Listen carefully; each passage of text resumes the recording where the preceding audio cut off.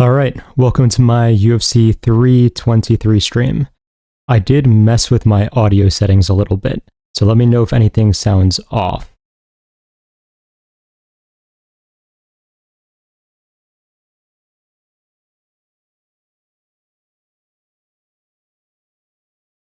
Hey JDM Striker, I've been alright, what about you? Looks like the audio is peaking. I don't know if I messed up the... Let's see. Limiter's still there. Audio sounds good? Okay, nice. Now hopefully you guys don't have to hear me inhale every time after I speak. Alright, so we'll do the normal, 10-ish minutes of questions. I'll give a quick status update on my app, and then we will get into the breakdown. Oh, sorry to hear you've been sick. Hope you're doing better now.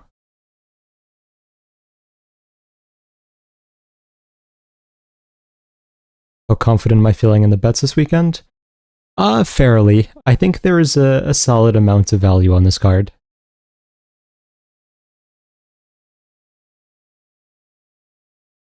Audio sounds a little bit different than usual. Is it better or worse? Because what I did fix is you shouldn't hear, right after I speak, if I inhale, you shouldn't be hearing that now. A few other things did get changed to accommodate for that, so let me know if anything broke when I did that. How would you rate John Silva's striking out of 10? I think it's like a 9 or so. I think the biggest gripe I have with John Silva's striking is actually his power. And it's because he does focus on precision a lot. But sometimes he doesn't really sit down on things like he should, in my opinion. Bit more clear? Okay, that's good. Did Charles really scam his fans? Which Charles? And honestly, I don't know, because I'm not sure what you're talking about, actually, unfortunately. Definitely more clear? Okay, great. Prime Usman versus Khalil? I'd go Usman. Khalil just does not have anything off his back. Oliveira? I've not heard about anything, so I couldn't tell you, to be honest. What happens?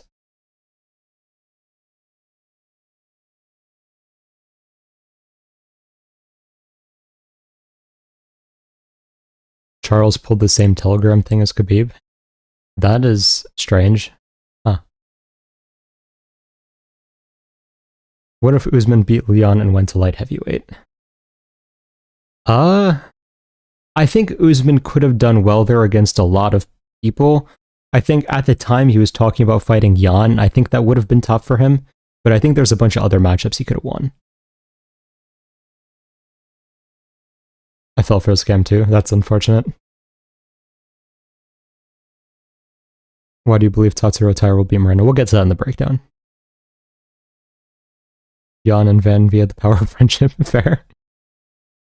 What is one thing bad about John Silva's skill set? Not talking about mentality and attributes. He's a little bit too loose sometimes. I'm not sure if he doesn't have the ability to tighten things up or he just hasn't so far, but that is one problem in terms of his skill set that I've seen. Do you think Waldo can blob max his way to a belt undisputed or interim? If it's interim, I do think he can win, actually. I do think he has a solid chance of beating, a Volkov for an interim. Against an Aspinall, I don't think he will win, but I also wouldn't be shocked.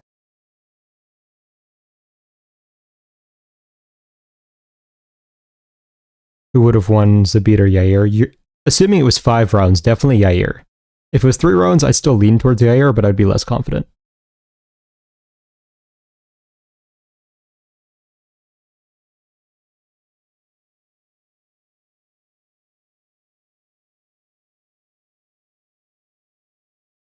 John Silva striking off the back foot, and sometimes he's too comfortable and lets himself get hit. I think off the back foot he also has very good striking, though. Because he does like to bait people in by seeming vulnerable on the back foot and then walking them into an elbow or flying knee or something like that. You heard about Beneil moving up? Yeah, I actually don't hate it as much as most people seem to. Because if he is telling the truth in that he's, exhausted during fight week, then yeah, it probably means it's too big a cut, and he would be more durable at welterweight. And his biggest problem at lightweight has been the speed deficit. And while he's definitely not going to be fast at welterweight, he's not going to be as slow in comparison. So I could see it doing him some good. But you're most excited for? Probably the co-main event. Who knocks out Ilya? Give me 3 names. I mean, I couldn't give you 3 names that knock out Ilya, to be honest. He's very good. But I think Prime McGregor would knock out Ilya. If we're talking about who has a chance, like, I mean, John Silva has a chance to if he's fighting very seriously. Other than that, there's not many people who are like going to do very well against his skill set, to be honest. Rough start to 2026 when Ilya and Khamzat are not fighting and Tom still has eye problems. Yeah. They've really hyped up the start of the Paramount stuff, and now it just looks like it's going to be kind of anticlimactic. Neil will move up to fight Pratas. That would be a very, very rough for him. Sean Brady, a lightweight. I still do not believe he can make lightweight. I know he's talking about it, but the dude is apparently 200 pounds on fight night. How does he think he's going to get down to 155? I'm somewhat worried for John because even though Allen is not as good on the feet, the guy is fast and can scrap. Yeah, Allen's a good opponent. I still do think that Silva's going to win, but I would not be shocked if Allen won. Opinions on Benil saying he has been using UFC facilities to cut weight. I feel like the way he cuts seems more of a problem than the 155 cut. I mean, it's hard to say exactly what he's doing, but I would assume he has a nutritionist. So, yeah, I mean, if he's doing the basic right things and he's still having trouble making 155, then that is what it is, in my opinion. Octagon has a chance to kill him too. Would be fun to try, to be fair. What is the best thing about Ilya's skill set? His cage cutting. Why are you invisible? What do you mean by that? Sean Brady's chin would get worse if he somehow made it lightweight. Yeah, he would. It would probably be like BSD versus Dariush if like Sean Brady made it down to lightweight somehow. The last time someone shot a takedown was Bryce Mitchell, and he was on his back. I mean, Bryce shot like however many takedowns, and he got like 1. And I think that what's his name? Taporia didn't try to get up just because there was pretty much no time left in the round, which is like kind of strategic. If you get taken down with 10 seconds left in the round, why are you trying to get up? Just stay there. Morales should be next. Yeah, I agree with that. UFC facilities seem useless, Loki. A lot of people have said good things about them, so I'm not sure about that, but maybe. Do you think Merab beats Ziam by decision again? We'll get to that. Creatine Islam versus Chimaev. I think Chimaev is going to do better there. I think Islam's best chance in that type of matchup is on the feet, but the problem is whenever he gets pushed back to the fence, he ends up putting his legs really narrow because he wants to like prep for judo throws and such. But against Khamzat, he's just going to grab and throw him down. Are the rumors true that Per and Ulberg could fight on 324? I mean, to my knowledge, but I don't have any inside information there. Sucyanko teased he has a new fight. Do you think it could be a top 20, 15 to 20 range? I think I saw what it was. Who was it again? I'm forgetting who it was, but I do remember seeing something about that, yeah. I do think it is probably 15 to 20, yeah. Thoughts on the cater card? We'll get to that. Actually, yeah, we'll probably do a review before we start, just like last week. Since we are at 10-ish minutes, we'll do a quick review on last week, my opinion on the fights, what we got right and wrong, all of that. And then we will go to, I'll give a quick status update on my app, and then we will start the breakdown for this week. All right. I've got to make sure I zoom in enough here for you guys to see, because I always forget that it looks tiny for people on their phone. That should be relatively good enough, I think. 2 weeks ago, my bad, yeah. Alright, so Denzel Freeman versus Mark Bulio was a disgrace of a fight. They just stared at each other the entire time and basically touch sparred. I think they already are sacrificing Freeman to someone and already cut Bulio, so fair enough. I would have just cut both of them instantly, but at least we got the pick right.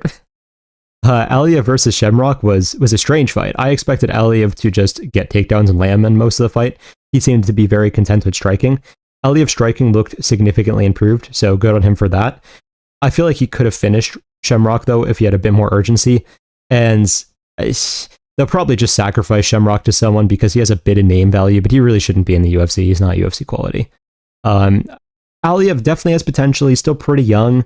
It's just he makes weird decisions sometimes. Like, he has him rocked and then he shoots, and then he doesn't shoot when like he's kicking, and then a bunch of weird things. So still high on him, but he's not the highest fight IQ.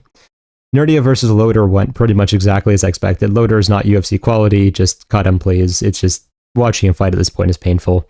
Nardiev is actually a pretty good striker, and I do think that he could have a future as long as he stays at middleweight and doesn't try to go back to welterweight. Most of his losses have been at welterweight. I don't know why he tries fighting there still. But yeah, he's a powerful striker, and he's very fast twitch for middleweight, and he has pretty good movement. So I do want to see what happens next with him. Topuria versus Almacan. It definitely, I know a lot of people found Topuria's performance anticlimactic. I actually thought it was very good, because this was a matchup where I was worried for Topuria even though I was picking him. Like, Bekshot is extremely dangerous. And people are saying like, oh, he gassed after round 1, whatever. But like, Bekshot doesn't usually gas after round 1. He usually keeps his power through most of the fight. So Topuria gassed him out via the pressure and the jabs and busting up his face and such. So good on Topuria. He is technical. I do wish he had a little bit more urgency in finding a finish, but this still showed that against very dangerous opponents, his defense still is pretty legit. Calf kick defense is the only thing that's like hyper exploitable about Topuria, but other than that, pretty good performance. Yakyaya versus Sakaria went exactly as everyone expected. Like, Yakyaya just dropped him and finished him pretty much immediately. The under half rounds hit very easily for those of you who tailed me on that, so that was good. Yeah, Sakaria is 0-4 in the UFC now. Yakyaya, I mean, this doesn't say anything about Yakyaya. Like, we saw nothing. I do think he is a prospect, but we need to see him fight someone half legit, because that was not a great look. Or sorry, not that was not a great look. It just, there was no look, I should say. Almabayev versus Perez. So it was very interesting. A lot of people thought that Perez was up 2 rounds. All 3 judges did give Almabayev round 1. I was cutting out during the fight, so I did not see all of round 1, I believe. So I don't think I'm the best person to score it. But Perez is always like one of these guys who's going to make everyone look really bad unless they're able to finish him fairly early. Like, even against, say, Mokaev, right? It went to a very close decision with him. Eventually, Almabayev was able to pivot, find the guillotine, good for him. But Almabayev struggling that much and being on a little bit of an older side now, I don't think Almabayev is going to go much further. Unfortunate for him, but that is what it is. Dalby versus Ismakugaya is... You guys know how badly I struggled pronouncing his name. Whatever. Saigid. Yeah, Dalby did Dalby things. Ismakugmaev gassed pretty quickly. Dalby squeaked out the split decision. You could score it to either person, in my opinion. I'm not like gonna say Dalby definitely won or Saigid definitely won, but Saigid definitely has garbage cardio, which does make sense because he is extremely explosive. So yeah, I mean, Dalby kills off another prospect. Luke Riley versus Bogdan Grad. This is the first one I got like actually wrong on the card. I did technically pick Saigid, but I said this one was 50-50. This one, first one I got wrong. I thought Grad would just hold him down the entire fight and beat him up. Riley was able to catch him in the beginning of the second before Grad was able to shoot that round. We did see that Riley definitely has a lot of deficiencies on the ground. That just has not changed at all. But to be fair, his combos on the feet are extremely smooth and he has a lot of power. So fair play to him. We'll have to see what he does next, but if he fights another good grappler, I do think he's going to be in trouble.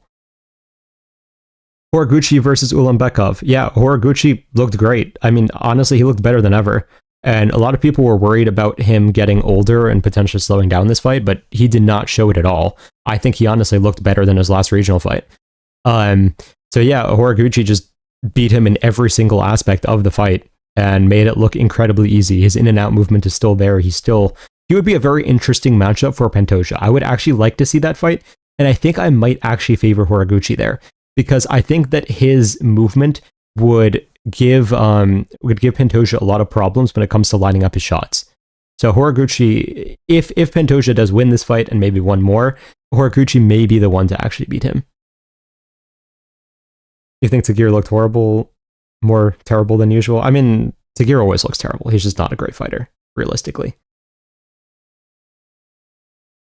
Topuria or Umar. I'd lean Umar right now, but Topuria definitely could win. It's just we haven't seen enough out of him for me to be confident in him beating someone like Umar. All right. Cortez Acosta versus Gaziev went exactly how it's expected. Gaziev is a terrible fighter. Cortez is actually a half-decent boxer and has good power. Good for him. Got in 4 fights this year or something crazy like that. He will be fighting for a title soon, very likely. Oralbai versus Hermanson. I actually did not think Oralbai looked good.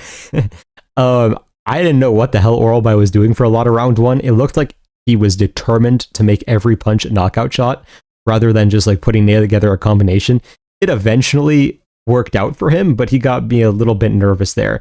So I don't think he should strike like that again. I'm not sure what happens, but if he tries to strike like that against someone who's not coming down from 185 and going to die when they get touched, I would be a bit concerned for him.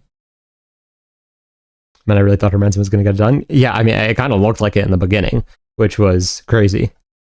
Ozdemir versus Menefield. Menefield should retire. I mean, his skill set just has not kept up. But not to take anything away from Ozdemir, his combinations and pressure looked great. I do think he's even improving at his older age. So fair on him. Hope to see him continue. I mean, to put on those performances, because he's at that weight class. There are a lot of boring fighters in the unranked, and he is not one of them. So fair enough. Gary versus Bilal. Very predictably, Gary just styled on Bilal the entire fight. I would have liked to see Gary pursue the finish a little bit more. I felt like Gary could have gotten that done, but Bilal is very durable, to be fair. Bilal, I mean, he's probably going to try to fight again, but he should retire. They're just going to feed him to someone who's going to beat him again, and they'll look for someone who can knock him out. So nothing good is going to happen for Bilal from now on, especially because his skill set has never developed. He sucks at everything. All Bilal has is a decent pace and durability. His skills don't exist. But yeah, no, Gary is semi-deserving of a title shot. He probably needs one more because Morales is more deserving, and of course Shavkat has the win over Gary. But if Gary were to fight, I don't even know who he would fight is the problem, but if he were to get one fight in, then he definitely should get the next shot, in my opinion. And then Saryukin versus Hooker looked about as everyone expected. It's hard to say much about it. It's just yeah, I mean, no one expected Hooker to win. He has nothing on the ground. The only thing that really kind of annoyed me is what the hell was Hooker's game plan? Hooker decided that he was just going to... Okay, the teeps are fine, right? Teeps against a wrestler, I understand, and it's a reasonable game plan. But why would you pull guillotine against Armin? Try to defend the takedown. Don't try to pull a guillotine. The very strange game planning there for me, but okay. Yeah, whatever. So Saryukin makes it look easy. Second round arm triangle. And yeah, I mean, he's probably the only interesting fight for Topuria at this point. I don't think it is actually that interesting. I think Topuria finishes him in 1, but it is a fight I would like to see. So there are people who legitimately think Ian Gary should get the title shot next instead of Morales. I mean, Gary is at least more active, so I kind of understand. But yeah, I mean, Morales should probably get it because Gary has a loss not too far back in the past. All right, so that sums up that breakdown. We'll go to this. What is this? Cookie. Okay. So quick update before we begin on where the coaching app is at. For those of you who are not familiar with it, because some people are not here for every stream and such, I'm working on an app that's basically supposed to act as a head coach for people who can't necessarily afford yet to have a consistent head coach that's paying attention to them 24/7. So it's going to track your progress, help you plan your days, help you work towards your goals, basically create literal lists of skills you need to check off to get to where you want to be in your career. It also has video analysis functions to help you identify what you're doing wrong in sparring, pad work, etc., and a bunch of other things that I'm probably just not thinking of off the top of my head. But in terms of the progress with it, so for those of you who missed the last stream by any chance, I ended up deciding to not go with the development studio and just complete it myself. I've been making a lot of progress on it, and it's probably going to be done mid-December. There's a few things I have to fix, and then I have to create a mobile app out of it. Other than that, it's pretty much done. So while it will be done in December, I will probably launch it in January, because once we get to later December, most people are kind of checked out for the rest of the year and aren't really training. So I'll probably do the actual launch in January. So that will be the big thing for us in 2026.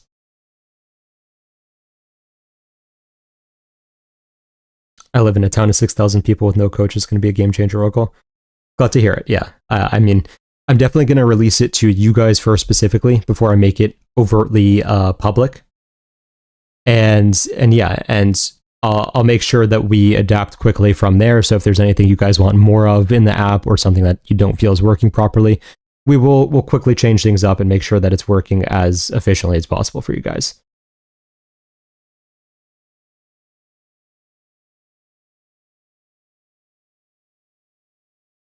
Hey, Oracle, what do the percentages and betting units mean? So if you're talking about in the betting service, so, okay, how do I explain this without graphics? So context for those of you who are new, and more context. If you guys are betting on this event and haven't signed up for my betting service, the link is in the description for that. The default strategy is up 250 units on the year. Last event, we hit a plus 1374 parlay, and we've hit 2 parlays over plus 25,000 last month. It's only $25 a month, so really do consider signing up. Link is in the description again. In terms of what the percentages and betting units mean, the betting units are just how many units you are recommended based on default strategy to bet on that pick.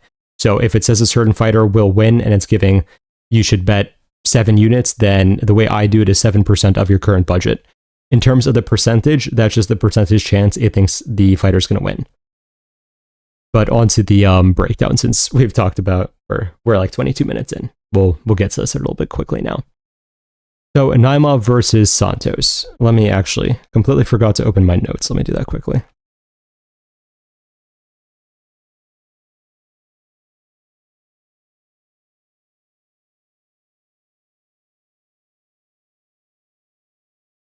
Okay, so before I get into the technical breakdown, one thing I do want to say is Naimov is potentially the dirtiest fighter there's ever been in the UFC. So predictions with his fights are a little bit strange because, yeah, I mean, if he lands 10 groin kicks and grabs the fence 30 times, maybe he's going to win a fight that he shouldn't. But other than that, this is going to be the breakdown. So Naimov is primarily a striker, even though he does have wrestling in his kit. He's very kick focused. He will throw a lot of spinning kicks in, but he's fundamentally just going to focus on like round kicks, high kicks, steep kicks, etc. He does like to catch people when they're overextending. So he'll wait for them to overextend and then try to catch them with the right hook. He is very susceptible to kicks himself, ironically, despite being a majority kicker. When he does wrestle, he focuses a lot on getting to the body lock. He's not someone who's really going to shoot like clean takedowns and then get you down from there. In general, his defense is atrocious. I said that like his kicking defense is bad, which is definitely more so atrocious, but he will get hit by a lot of stuff, and his takedown defense is pretty much non-existent as well. I consider him a relatively low-level fighter, and I feel like he's gotten certain wins that he should not have because of the fact that he's cheated so consistently. Like, for example, had he lost to Nathaniel Wood, which he should have, then his career would have been on a completely different trajectory. Anyways, moving on to Myron Santos. He is pretty much a pure Muay Thai striker. He is going to more so throw 1 to 2 shots at a time. He's not going to really throw reactively and so on. He has that typical Muay Thai striker style. He is very good in terms of isolating a wrist when defending takedowns. So body locks don't work great against him, which is going to take away a lot of options for Naimov here if he does have to wrestle. He has good teep kicks and good kick feints. He will like switch his hips a lot to make you react to that and then try to punch. He can struggle with combinations because of the fact that he's a pure Muay Thai striker. So if you get him moving back and then throw a long combo at him, you may tag him with the last punch and such. Combos into takedowns could be a problem for him, generally speaking, because of the fact that, again, the Muay Thai style is not the best off the back foot. He has great counters, though, if you enter recklessly. He was able to sleep, what's his name? The first guy he fought off, the Ultimate Fighter, with the check hook as he came in. I am going to say that Santos wins a decision here. However, I would not be surprised at all if he knocked out Naimov, because Naimov has seemed slightly chinny at times. He got rocked by Wood very easily multiple times, and I just don't trust his defense in general. So just because the low volume from Santos, I'm not going to predict a knockout, but don't be surprised if you see one. Unawfully, yes, you're right. All right. So moving on to Abdul Malik versus Trocoli. So Abdul Malik is technically speaking a wrestler. However, he doesn't really initiate it a lot, so I don't really consider him as much of a wrestler. He's more so a power puncher on the feet who's going to switch stances a lot and then try to just catch you with something big. He tends to lunge into everything, so he's basically going to just leap into a hook combo, hook straight, and so on. Because of that, it's very predictable when he's going to throw, because you can see his feet move and then his hands move right afterwards. But he is very powerful. If he does land, it's going to hurt you, and so on. His counters are relatively solid. If you do enter recklessly, he will just throw stuff. He's not really like educated in what he's doing, but he's so powerful that he knows if he just lands anything, it will hurt you, so he will just throw to land. Right now, he's not the most skilled in general, in my opinion, but he has a lot of raw potential because he has the one-shot knockout power, he has great wrestling, he has great anti-wrestling. There's really nothing in his skill set that he doesn't have. It's just he is very unpolished at the moment. So in terms of... oh, I forgot to scroll up. You're right. I'm just talking on the same as Naimov versus Santos. Okay, sorry about that. So back to Trocoli. Trocoli is very hard to break down because he has not really had any success in the UFC at all. From what I can see, though, he is relatively well-rounded. He stands super straight up, and he is very tall, so it becomes a pretty massive target. But he's just going to basically bomb right hands and calf kicks and then try to get in a takedown when he can. In terms of what he's going to do for the takedown, like, he will shoot in on a double, but it's not very fast, and it's also weird because he's so tall and has to change levels so much. He'll kind of go for the body lock and just hold you against the fence, but, like, he sucks at everything, so Malik is going to knock him out in round one. I don't think anything else really needs to be said.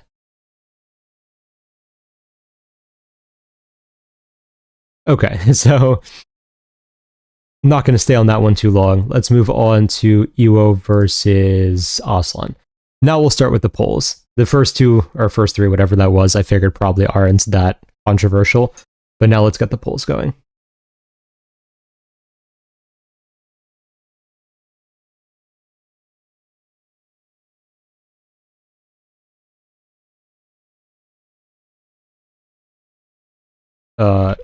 There we go.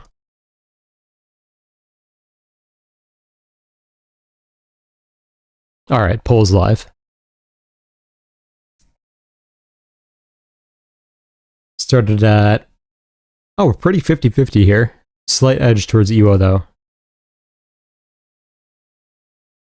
Okay, now Iwo's growing a little bit. When you're getting monetized, I've been trying to send you donuts for the money you're making us. I appreciate it. I'll have to see what to do about monetization. And I may just add in like third-party monetization, so like just like a PayPal link or something like that. I'll have to see exactly what we're going to do there, because I don't want UFC to start getting annoying in terms of like copyright stuff, which they tend to do if you monetize. But we'll see what happens. I'll do a little bit more research in that category. Iwo, I think, should be able to submit Iwo, possible. People clicking Iwo misclick transfer. Do it, bro. I'll send you money. I appreciate it. All right. I'll see what I can do then. All right. So I'm going to end the poll now. We're at like 70% for Iwo. All right. So Iwo is one of these guys who's a little bit tough to break down because pretty much all of his fights have ended very quickly. But I'll tell you guys what I have seen. He is mainly a striker, and he is very right-hand dependent. He'll basically walk forwards and bomb multiple crosses and overhands. So somewhat similar to, say, like Alexandre Topuria, except without the jabs. He's just only throwing the right hands. He has wrestling and judo, and technically speaking, it looks like high-level judo, but it is really hard to say what level it is because he's fighting mostly cans, so you can look much higher in terms of judo throws than you actually are if someone has no idea how to react to them. His defense is very reliant on movement. He can have issues if you back him up to the fence because then he doesn't really have a high guard or really know what to do there and tends to get caught. On the Aslan side, he's pretty much a pure brawler. He's going to throw jabs and kicks on the outside, but that's mainly just to force you to engage. Then once you engage, he's just going to spam hooks and overhands. He is extremely hittable because he's just spamming hooks and overhands. He does have solid takedown defense, which has been tested for quite a while. He did, of course, get submitted when he was rocked and taken down by Ian Cutelaba, but that was more so because he got rocked pretty badly on the feet, in my opinion, than him not having good takedown defense. When he is on the ground, though, as we did see, he doesn't have much there. He is good at preventing the fight from going to the ground, but he does not seem to know how to get up if the fight does go to the ground. In terms of my prediction here, I do have to pick Iwo.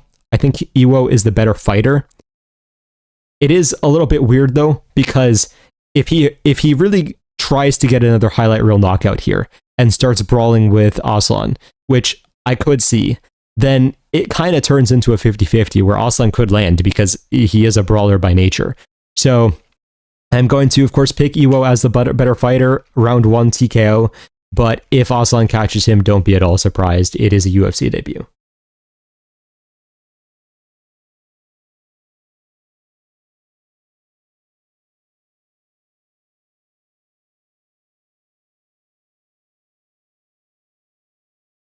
All right, Edson Barboza versus Jalen Turner.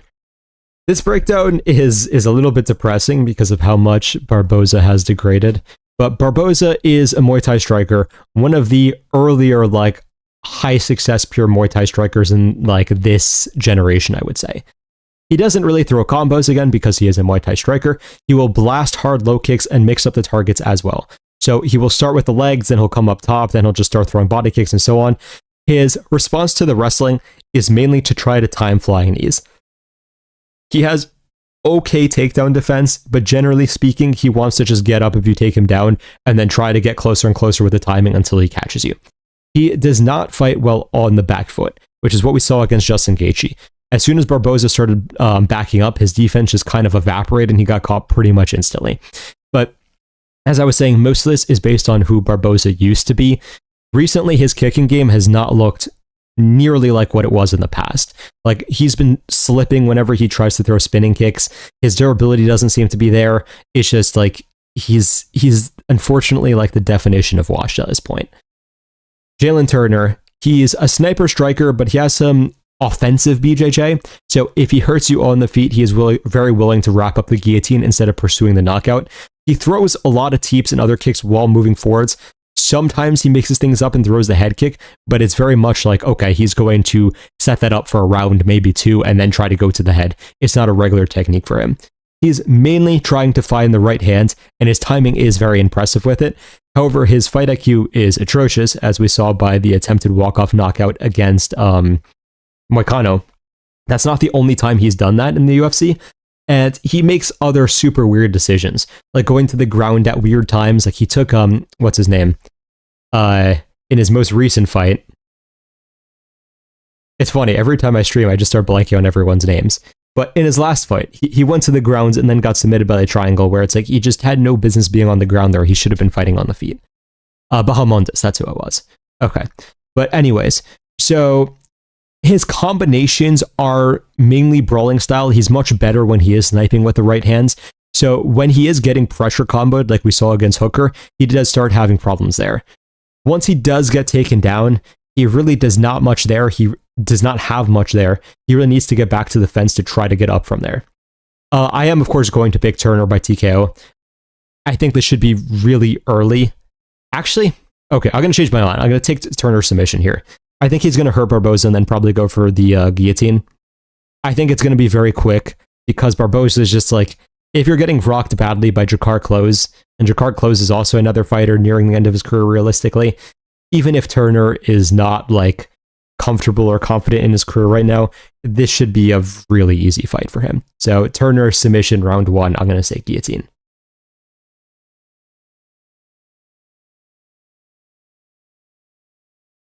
Wash Edson did technically knock out Theron with the up kick. That is pretty funny in hindsight. Yeah, that was a good moment for him, but the rest of the fight, it was just terrible.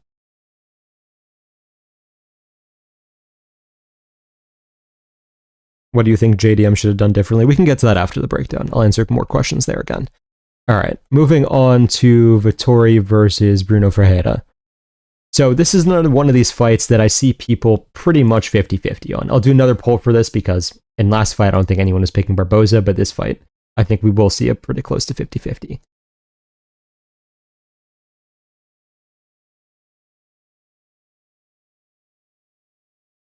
All right, the poll is live.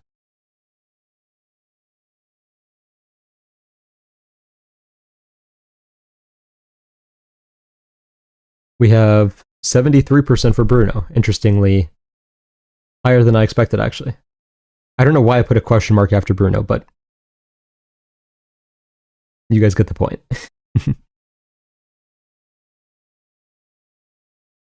Two-thirds for Brunno. So yeah, the majority of you are on Brunno, interestingly.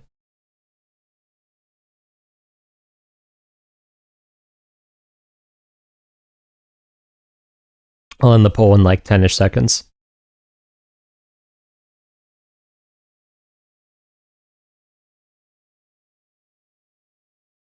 All right. So final for that was 63% for Brunno. Okay, so starting with Vettori. Vettori is mainly a pressure fighter who kind of tries to use his durability to break people. He is more of a counter boxer, but his defense isn't really there, so his tactic is more so I'm just going to get hit and then I will hit you afterwards because I know I can get hit. So yeah, of course, his chin is spectacular, possibly the best in the sport. Somehow he's still never been dropped despite taking bombs for 25 minutes against Cannonier. He does have reasonable timing with his combinations and such, so it's not like he's just bombing overhands while relying on his chin. Like, his boxing does actually exist. He does have actually seemingly underrated power. He has rocked a few opponents on the feet when I did not expect him to, so that is something to keep an eye on. He is also a bit of an underrated grappler. He doesn't have the craziest wrestling, but when he does get the fight on the ground, if he does actually try to, he is able to posture for ground and pound well, and he did have a few submission attempts against Holland that did make me think that people have underrated his grappling a little bit. Now, going to Brunno, Brunno is basically a pure power puncher, as you all know. He is going to move around on the outside, and then wait for opportunities to try to explode in.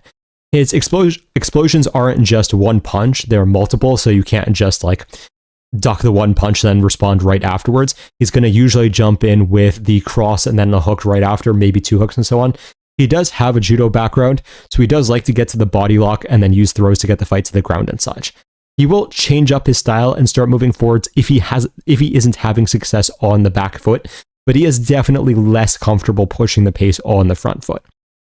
If he gets the fight to the ground, he isn't the best at controlling, but he is incredibly aggressive, and he's great at locking up subs in transitions. So I believe his last two wins actually are arm bars in scrambles that he was able to get. So it's definitely an added part of his game that he didn't really show in the past because he was just relying on the power punching. So my prediction for this fight is going to be a bit different than people expect. Because basically, what I think is going to happen in this fight is Brunno's probably going to have a lot of success early. I think he's going to be landing somewhat cleanly, but probably not as cleanly as people expect, because he can get a little bit predictable with how he explodes in, and Vettori is not the worst boxer in the world by any means. And as he continues to do that, if he is not landing fully clean and he cannot hurt Vettori extremely early, it's going to get harder and harder to hurt Vettori as the fight goes along. And if the fight goes into rounds 2 and 3, we've seen Brunno gas really badly. And Vettori is not going to gas. He's going to be able to keep up the pressure for all 3 rounds if he needs to. So maybe Brunno drops and knocks out Vettori in round 1. That is 100% possible. But I don't think it's going to happen because I don't think he's going to be able to land on clean as Vettori as he was on these lower level fighters. And then as round 2 and 3 come and Vettori's pressure is still continuing to take a toll on Brunno, I think he is going to start tagging Brunno repetitively, and I think he's going to get the fight to the ground and find a submission. Vettori is obviously not known as a finisher by any means, but Brunno gasses so badly that I think this is prime for Vettori to start landing on the feet, get it to the ground, then lock up an arm triangle. So my prediction for this fight is Vettori by round 3 arm triangle.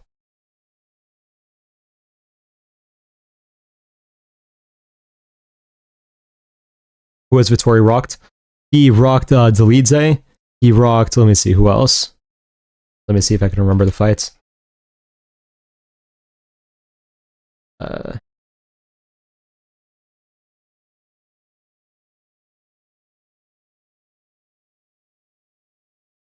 Yeah, so Vettori rocked Dvalishvili, I believe, in round 3. He did mildly rock Ellen in round 1. Maybe not enough to say rock, but you get the point. He rocked Jared really badly in round 1 as well. he may have had decent moments against Costa, I don't remember actually, and he did hurt Holland really badly. I think it was at the end of round 2. If I could speak clearly, that would be nice. Of course, dropped Hermans in the fight before that as well. So he's not as pillow-handed as people think he is. Not that he is like some killer on the feet, but he is not pillow-handed, I will say that.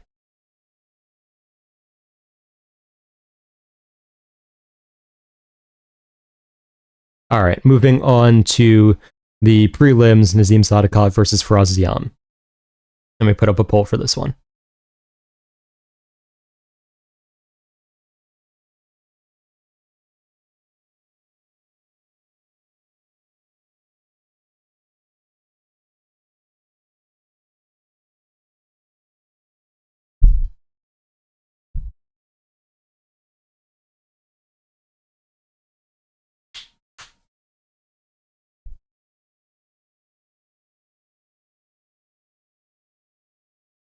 All right, starting 67% for Ziam. This fight is interesting because the books open Ziam as a considerable favorite, and then he's just become less and less of a favorite as time goes on.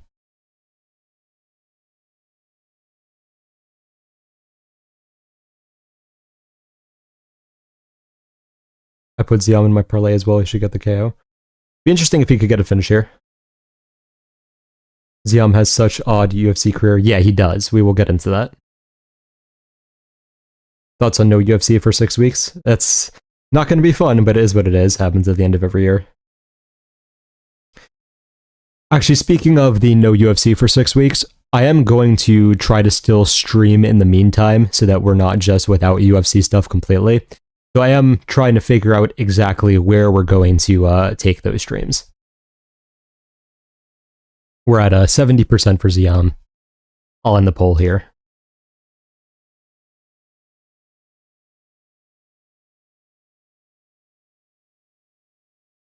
Not hating, but why do you think Nazim had a scrap with Slava? Just curious. We'll get into that. I will talk about it. You should do live streams breaking down fights. Yeah, I'll see maybe if we're getting like good announcements and such, we could do that. All right, so we'll start with Nazim. So he is mainly a striker, but generally speaking, he's just looking for any place whatsoever where he can finish the fight. If he's not having success on the feet, he's 100% confident shooting a takedown. If he's starting with wrestling for some reason that's not working, then he'll go for the stand-up. He focuses on the high guard, and he's very shoulder-rolling dependent, but is an educated high guard. So he's going to move it around. He is going to defend very well, despite being very dependent on that type of guarding. Because of the fact that he is so dependent on the high guard, he will eat a lot of leg kicks, because it kind of takes away a little bit of your vision, like defensive awareness. So if you just blast leg kicks at him, he can definitely have a bit of problems there. He does take his times to get reads, and he's a bit tricky with how he will punish things. He is going to generally focus on hooks and head kicks, but he's going to try to disguise it. So he's not just going to throw a head kick naked, he'll set it up with like the cross feint head kick, he'll throw question mark kick, stuff like that. His takedowns are mainly double leg attempts. As I was saying, they're not the greatest, but they are there. Something very important to note about Nazim's style is that he always falls behind on the scorecards. Like, I don't know of any fight where he was just like dominating the whole time. Nazim is very reliant on finding that one shot, that one moment to get back into the fight and finish the fight. He was down 2 rounds against, oh God, forgetting his name. Where are we? Against Elder. He was down 2 rounds against Evan Elder, and then he got a cut finish, which was controversial because it felt like the fight could have really kept going. He was down a round against McKinney, then he's able to reverse him and get the finish. He got the 10-8 against Borshev. If he didn't have the 10-8, he would have lost because he lost 2 rounds there. Against Bonfim, even though he got the finish, he was getting destroyed the entirety of the round until that point. Against Mata, he dropped round 1 and got dropped in round 1, and so on. So he's going to always fall behind and just really try to survive and come back from there, which is something that makes his style a little bit less appealing in my opinion, because you're not always going to be able to find that moment. But going on to Ziam, he is an extremely rangy striker and he knows how to use it properly. In the past, he was more willing to just poke with jabs, long teeps, and move around, but now he seems to want to put on a show a bit more, so his last 2 fights have been a lot more chaotic. He's mainly going to use his reach and distance as a defense. He is fairly good at it, but one issue with that style of defense is that if you throw combinations, push him back against the fence, he doesn't really know what to do, so he can get tagged on those longer sequences. He is good at using knees to discourage people from getting into the pocket too recklessly, so if you are going to advance, you do have to time it properly and not just go in blind. He uses his length to wrap up single legs and body lock takedowns, but it isn't like his main game plan, it's more so if he really feels like he needs to mix things up. If you can get him moving backwards, he can also be taken down fairly easily because he will basically just feed his hips to you as he's going to try to move back as a defense.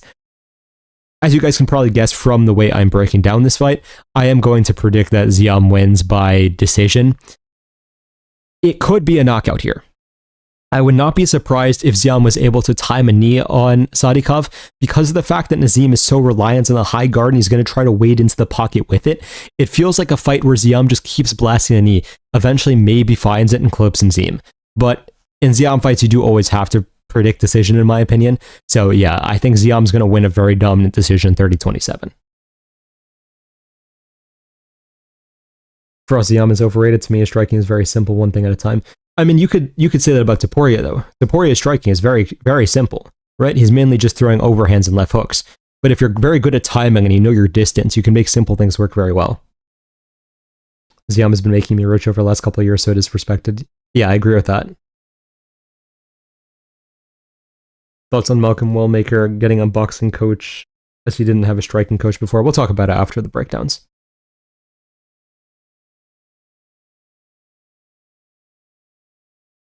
All right. So, not as controversial predictions I thought it would be, given it seems like everyone is picking Nazim outside of this community. But you guys seem to mainly be on the same page as me there. All right, we'll do a poll for this one as well. Macy Barber versus Craney Silva.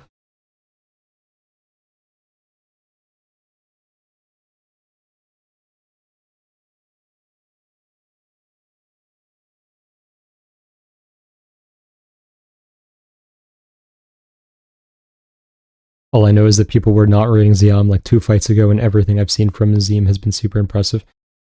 What do you see from Nazim that has been impressive in your opinion? Because Nazim is very good at finding the comebacks, but falling behind so badly and taking so much damage to me is not very impressive. Can we just skip this fight, please? It's not the worst female fight. The way Barber pulled out in her last fight was concerning, that's fair.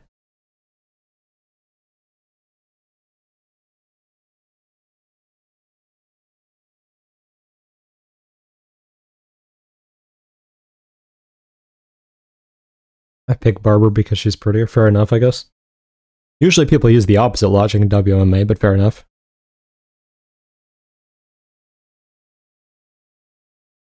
Alright. This kind of reflects what the odds are. 60% of you are on Barber. I'll wait a few more seconds, then close the poll here.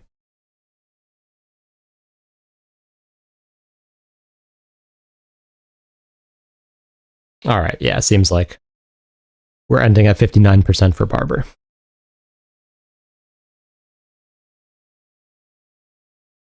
Alright, so starting with Macy Barber.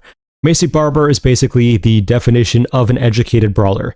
She is a little bit too dependent on her left hand, mainly throws overhands and hooks, but she will throw in combinations while moving forward, so fair enough. She is very good at dirty boxing with elbows and such, which is very uncommon in the WMMA division, so it can give people a lot of issues. She will shoot takedowns, but they do have questionable effectiveness. Like, her wrestling has been weird in that if she is able to get you down, she will do a lot with it, but her takedowns have gotten her reversed in the past, and she's ended up in weird positions because she's tried to force it. She will mix things up with head kicks and such, which is how she was able to get a lot of damage off against Amanda Hebos. She did pull the head kick out of nowhere, and I forget if that led to the finish or just created a lot of damage, and then she got the finish later, but it was a turning point in the fight. She has questionable defense pretty much everywhere. She is usually the more dangerous fighter in the matchup, though, which is why she's able to get away with it, because if you are just going to trade punches with her, she's going to deal more damage most of the time. Craney Silva is very grappling focused. She wants to get to the fight to the ground, even though she will strike if she really has to. She will kick on the outside, then try to walk down opponents into a big right overhand, and then shoot from there. Her boxing isn't spectacular. It is very reliant on the right overhands, but she does have a lot of power in the overhand, so it can look a lot more effective than it technically speaking is. Her defense isn't great, but a lot of her opponents freeze up because of her offensive ability. I think she has almost all finishes in her fights, so it changes the dynamic of how her opponents kind of approach her. She doesn't really set up her takedowns well, though. Circling against her tends to be extremely efficient because she doesn't really know how to, like, cut the cage off and then, like, time a takedown and so on. She's just going to shoot at random times while pressuring forwards. Her takedowns are typically from the body lock. They are not clean double legs and such, so it makes it even easier to evade her if you know what she's going for. She does not know what takedown defense is. She has 11% takedown defense. If you shoot a takedown against her, you will get it. She is not going to defend a takedown, and she also will not really try to stand up either. She is very comfortable working off of her back for, like, extremely niche submissions that are probably not going to work. So even though she has great submission ability, and on top, she may get a submission very easily, off her back, she's probably just going to get stalled and get punched. So that is going to lead into my prediction. I'm going to take Maycee Barber by TKO. And I think it's because Barber will realize, okay, I have the edge on the feet, and then Silva's going to be forced to grapple. And if I just shoot first, then I can just start landing elbows on top and probably end the fight at pretty much any time. If Barber does not shoot first and for some reason just lets Karine Silva shoot on repeat and get to the body lock and such, then yeah, she's going to lose. I just think that Maycee Barber definitely has more ways to end the fight, and I think with Karine Silva's very poor defense in general, someone with the power of Barber will find a way to finish her in the later rounds. So I'm going to say round 2 TKO for Barber here.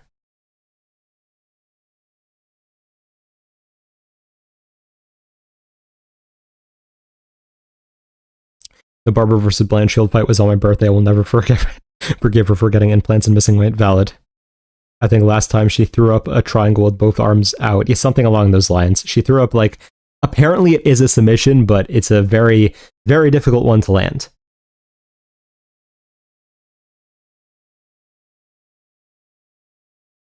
Can't wait for Barber to pull out and Volk with a wig slips in. Fair. The comeback from a 60 punch combination on the fence, then coming back to win by the same sequence was insane.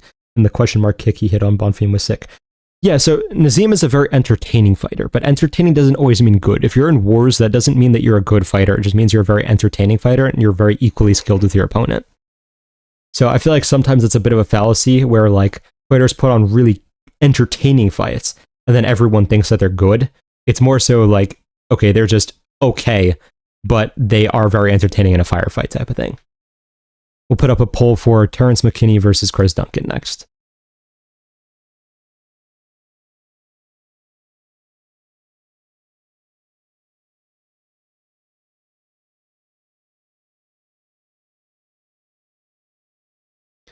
Appreciate the quick but in-depth breakdowns. Glad to hear it.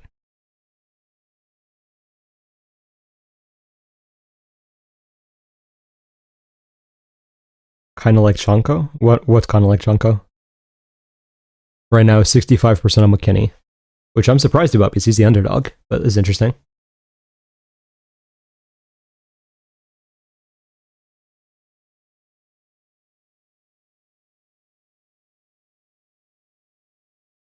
McKinney by round 1 KO, fair. Chanko a war merchant? Oh, that's what you mean. Yes, kind of like Chanko in that sense, I agree, yes.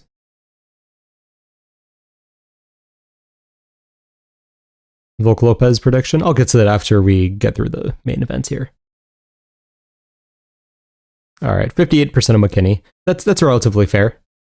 We do have relatively close odds, so you guys are favoring McKinney a little bit more than the betting odds, but it does make sense. Alright, we'll end this in like 10 seconds.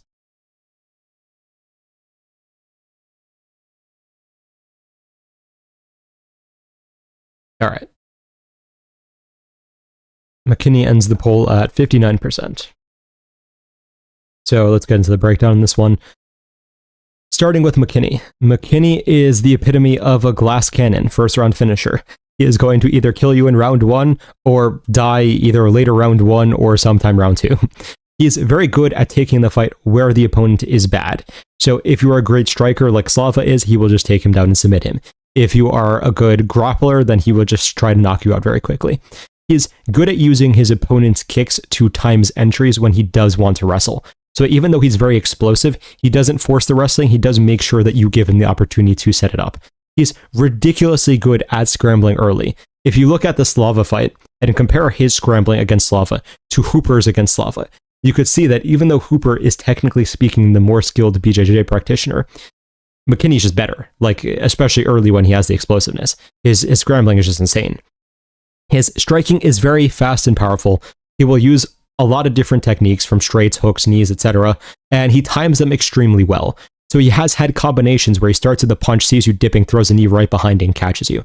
So I can't really complain about his striking in round one, other than the fact that sometimes he kind of just abandons defense because he knows his offense is so significant. If you are able to stay calm and you are technical enough, you will be able to counter him badly and just move around, stay safe, and wait until he gasses out and then put him away. Chris Duncan, on the other hand, is extremely well-rounded, but he's not very talented.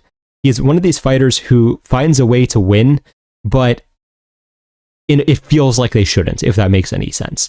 So he's on the slower side, slower twitch side, I should say. So generally speaking, the grappling is kind of a smarter move from him, because if he's able to get you down, or if he's able to lock up the guillotine, it is very hard to escape him from there. He does hit very hard on the feet, but because he is slow, he has to be very tricky with how he strikes, so you don't know what he's going to throw. For example, he threw like a kick into an overhand on the same side, stuff like that, where it's like, if you saw it coming, you would be able to evade it very easily, but just because he throws weird stuff that people don't think of, sometimes he's able to catch you with it. He is very willing to go to his back and look for the guillotine. We have seen that multiple times now. So if someone is not very competent in submission defense, going to the ground with him is just stupid, especially because he is slow on the feet. This fight goes pretty much two ways, right? If Duncan survives the initial burst, he's going to finish McKinney later. The question is, does he survive the initial burst? And with Duncan being so slow and McKinney being so fast, I have to favor McKinney just getting the fight done in like 20 seconds. I'm going to say McKinney first round TKO basically just throws a 1-2 and chins Chris Duncan instantly. We'll see what happens. You can never be particularly confident in a McKinney fight, but that's my prediction here.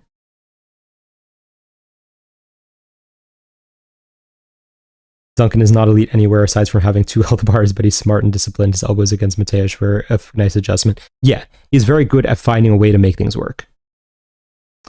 Just got in, gonna rewind to the beginning. If you don't join the betting server, you'll be in this. Oh god. That's a good reminder to do a plug. I'll do a plug after this fight. I thought the Rebecki win was good for Duncan, but after watching Klein versus Rebecki, I think that win loses some stock. Yeah, Rebecki is a very entertaining fighter, but he's one of those fighters where if you are technical against him, he will struggle because he's kind of just going to spam overhands. So, yeah. Duncan was in a war 4 months ago. Yeah, that's also not helping his case here. Duncan always manages to get hurt in fights, and I have to imagine if you're getting hurt against McKinney, you're just going out. So, who knows? This is a very good position for McKinney. If McKinney cannot win this, I mean, his career is kind of on life support from there, in all honesty, but I do think that he should get it done.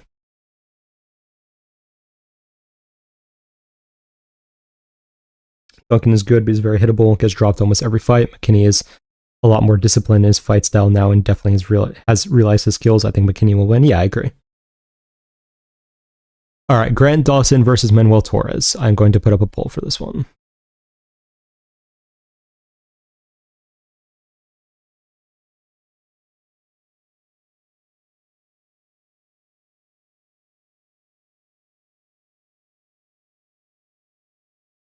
All right, the poll is live.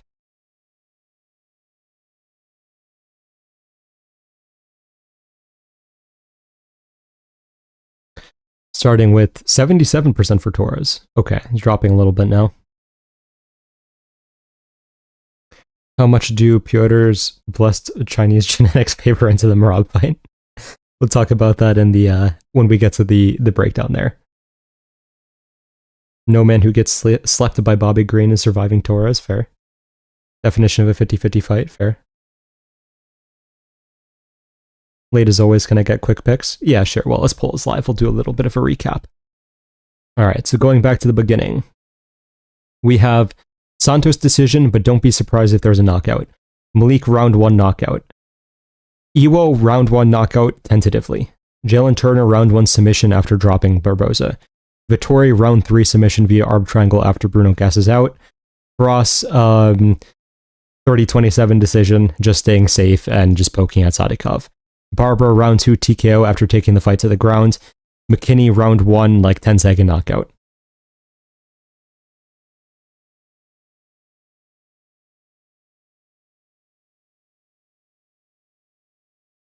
I always say Duncan and Dawson are the same person. Who would win if they fought? I'd probably favor Dawson if Duncan and Dawson fought. Torres is just too dangerous on the feet, and he's not efficient on the ground. He will straight up. I assume you mean big brother Duncan. Fair. Alright, I will end the poll here. So 68% for Torres, which is interesting because of the fact that the odds definitely favor Dawson, to say the least. But we'll get into the breakdown for this one. So, starting with Grant Dawson, he is pretty much as pure a wrestler as you can get. He has a really weird way of just getting a grip on you and just being able to yank from there. Like, his grip strength probably has to be ridiculous. He's pretty much impossible to shake if he gets a hold of your leg. His chain wrestling is extremely efficient, and will transition very slowly. He's not someone who's going to take a risk with explosive transitions. He does not care if a fight is boring. He's just going to slowly move, do just enough to not get stood up, and then if he actually gets to a good position, he'll look for ground and pounder submission. But he's not going to force literally anything. On the feet, he is somewhat technical at range. He does have very good technique with his kicks. He will throw a lot of spinning kicks just to throw you off before he shoots. But once you get into the pocket with him, he is genuinely useless. Like, he looks like he has no idea how to fight in the pocket. He's, of course, very chinny as well. So every single moment that he is in the pocket is a massive risk for him. He did get hit in the pocket a few times against Diego Ferreira, which is not a good look since he got slept immediately fight after. Torres, on the other hand, he is an insanely dangerous first-round finisher, and you wouldn't really expect it from the way he fights, though, because he fights in a manner that looks extremely relaxed. He's not like running at you like McKinney is. He's just going to walk at you, calmly look for a shot, and then try to take you out with it. He will focus on blasting leg kicks on the outside initially to force you to try to come in from there. He will switch stances a lot to give different looks and try to use the range deceptively. He has a much longer reach than a lot of people realize. So especially with the stance switches, he can land these hooks from weird angles where it feels like he shouldn't be able to. He will overextend a lot. That is his biggest problem, is that when he punches, he kind of like, I don't want to say lunges into it, but he puts everything into it in a weird way that makes him extremely vulnerable right afterwards. He is weak in the pocket if his first shot does not land because of this. He does, of course, have one punch knockout power, and he is going to use pretty much everything with his hands and elbows that is possible. So he'll throw uppercuts, elbows, hooks, straights from weird directions, very powerful jabs that like can drop people, etc. He used to enter the pocket with hooks all the time. In recent fights, he is more so leaning towards the cross. He, of course, caught Drew Dober with the cross on the outside and basically finished him with one punch, which was pretty impressive because Dober is still very durable. As I was saying, he uses very weird angles when he throws. His straight isn't really straight. It still counts as a cross because like it doesn't have the hip angle like an overhand does, but it will come kind of from the outside. It's hard to explain, but it is very different from how most people throw. He does have underrated wrestling as well. He seems incredibly strong and likes to work from the body lock. He basically just straight up ragdolled and submitted Duncan, which is pretty impressive seeing how Duncan has submitted a bunch of people after that. So that's a win that aged extremely well. Similarly to you guys, I have to pick Duncan here. Sorry, I have to pick Torres here rather. Because if Torres lands a jab on Dawson, he's going to die. So I have to imagine that, as you guys were basically saying, if Bobby Green can put you out with a shot, Torres is going to kill you with the same shot. And I really don't see a fight where Dawson doesn't get hit at least once. Maybe Dawson's able to dive at the legs and somehow negate Torres for all of round one and then get to a decision that way. It wouldn't be the most shocking thing in the world by any means, but I do think that Torres is going to land something and make this fight look somewhat easy. It would also be the best thing for the division because, again, Dawson, as technical as he is, and it can actually be fun to watch in certain ways because he does wrestle in weird ways that other people don't. But again, it's not the most fan-friendly, to say the absolute least.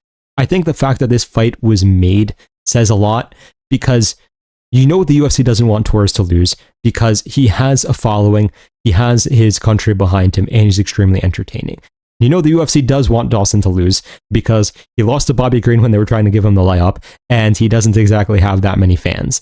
So sometimes when you see like what the UFC is doing, who they think is going to win, it can reinforce the confidence of who's going to win when you're looking at predictions as well. Grant Dawson by Chimaev game plan, yeah, it wouldn't be shocking. Grant is also uncomfortable and slow on the feet. I think Torres would find that kill shot very easily. Yeah, I think so as well. Dawson made Bobby Green look like Prime Rumble. He's absolutely cooked. Fair. Manuel Torres or Charlie, who would have won at Rio. Or Charles, who would have won at Rio. Still Charles. I don't think that Torres is technical enough to fight Charles, but it's a big difference in skill between Charles and Dawson, to say the least. All right. Before I move on to the next one, I will plug my betting service again. If you guys are betting on UFC 323 and not in my betting service yet, we're up over 250 units on the year. We hit a plus 1374 parlay last week. A lot of guys were up over 100 units just last week alone. If you look at the slips I posted on Instagram, we've hit 2 plus 25,000 parlays in the last months. And again, I think we literally have the best results of any UFC betting service on the planet. So it's only $25 a month. The link is in the description if you are interested. Feel free to DM me with questions as well. All right. Jan Błachowicz versus Bogdan Guskov. I will put up a poll for this.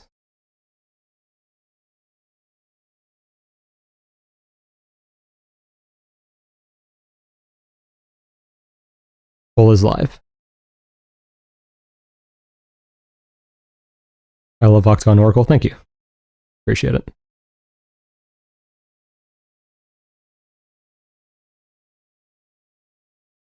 Yeah, you're slight ahead of lucrative MMA. And we're less than a quarter of the cost, and that's just the base strategy. So the units are literally just of one of the algorithms that is offered. That's not even including my reads, the parlays we do, and the other tools you get.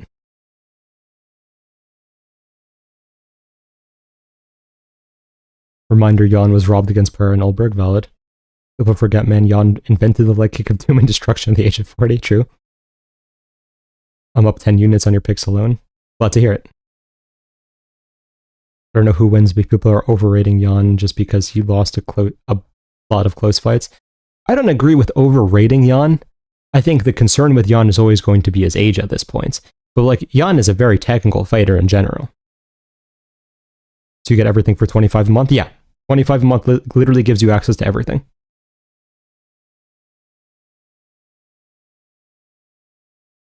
Anthony Smith really thinks he's slick fighting Jan on another account.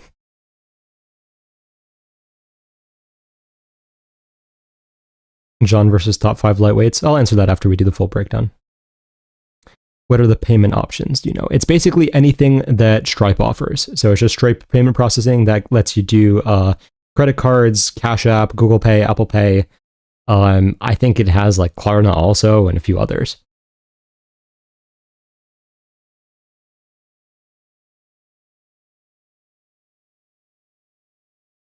All right, on the poll here. So 52% for Guskov, which kind of matches the odds. I think Jan is a slight favorite in terms of odds, but people are very split on this fight, which makes a lot of sense. I do think everyone should be split on this fight. So getting into the breakdown. So Jan is, technically speaking, a striker, but he is much more well-rounded than people realize. He has taken down and submitted people in the past, including Nikita Krylov, and this was early in the fight, so that is a very impressive win in my opinion. And that was prime Nikita Krylov, not Nikita Krylov who came back after a bunch of surgeries and looked like completely lost everywhere. He does a lot of good work with kicks on the outside. He might have the strongest kicks in the UFC, oddly speaking. It doesn't look like he does, but when he lands anything, it just cripples people, whether it's to the body or the legs and so on. So even though, of course, Alex Pereira has a lot of good kicks also, it's just Jan very effortlessly destroys people with kicks. Jan can be taken down because he does plant so hard when he throws, but he has improved his takedown defense a fair amount, so it's not that easy to take him down anymore. He does mainly throw in combination, except with his counters when people do throw first. His combinations tend to either start with like an uppercut or like weird combinations that people usually don't expect.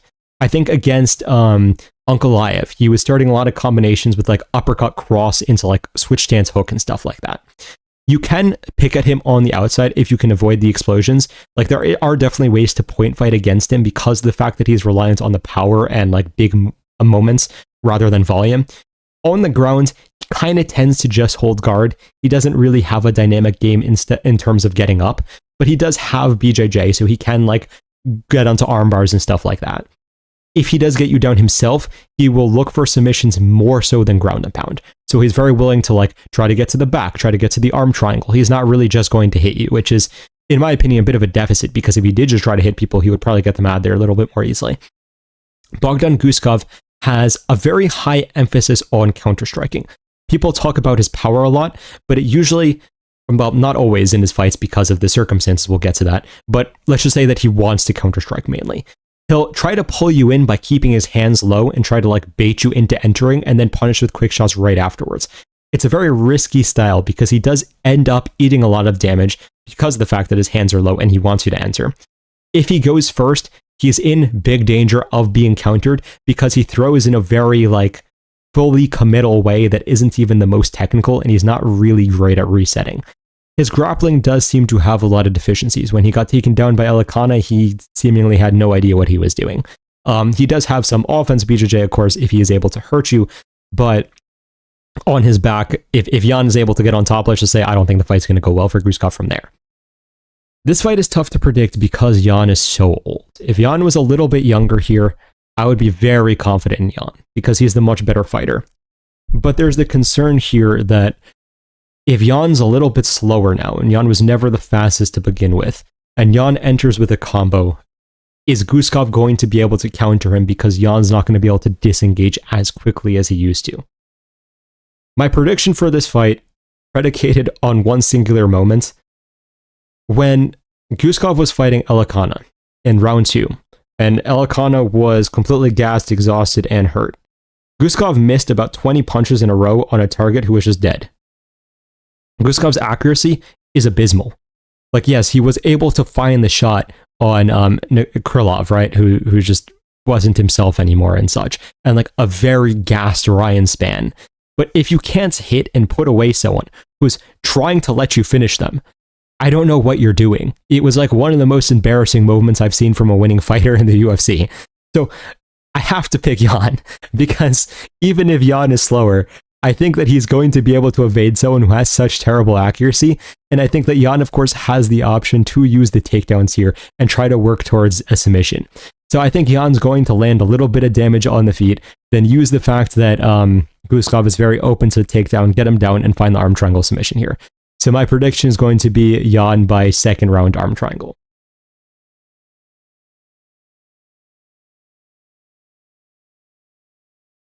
Jan at his worst is still way better than Guskov, in my opinion. He arguably beat Ulberg. That's a fair take.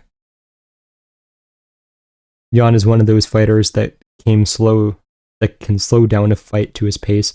How does he do that? Can you elaborate? I mean, a lot of it is with his power and counter-striking abilities. You can't enter recklessly against Jan, so it forces you to fight slower and look for correct opportunities. So if you try to fight him quickly, you're going to end up getting knocked out. So you end up fighting a bit slowly. Jan by finish is possible? Yeah, that's what I'm leaning towards. I also got Jan by sub. I feel like Guskov's performance against Spann was a bit of a red flag. Yeah, valid. Do you think Jan beat Ulberg? Yeah, I had Jan winning that fight. Do you think Ankalaev got robbed versus Jan? After rewatching the fight, I think Jan got robbed against Ankalaev because the contentious round was round 1, and when you rewatch that fight, Jan landed the biggest strike of that round by far, and it should have been enough to take the round.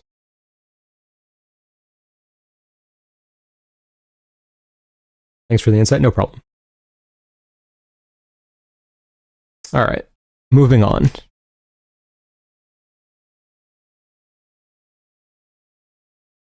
Henry Cejudo versus Payton Talbott. I'll put up a poll for this one.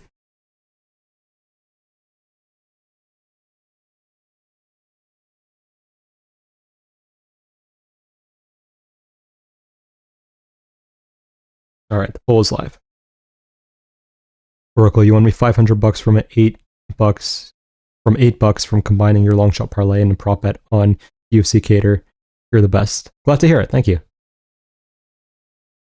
That was a good week. Pretty much everything I said in UFC Cater just came true.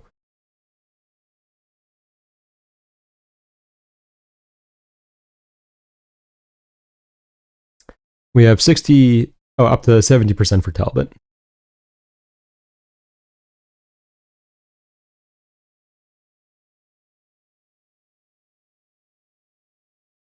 Yeah, staying around 70% for Talbot so far.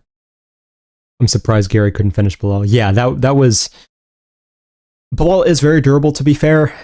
It felt like Gary could have finished it if he pushed a little bit harder, but who knows?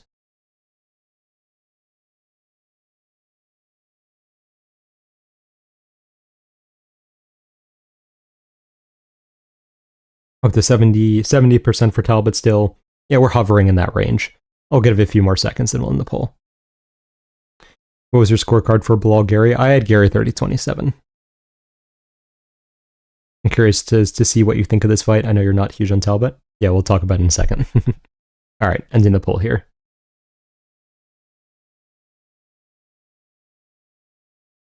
All right, so we'll ending the poll with Talbot at 73%. Okay, so I'll start with Payton Talbott. He is, technically speaking, actually more of a pace fighter than a power puncher. He does hit very hard, but generally speaking, he's trying to break his opponents, not knock them out with one punch. He stays very calm and fluid, and he looks for his opportunities well.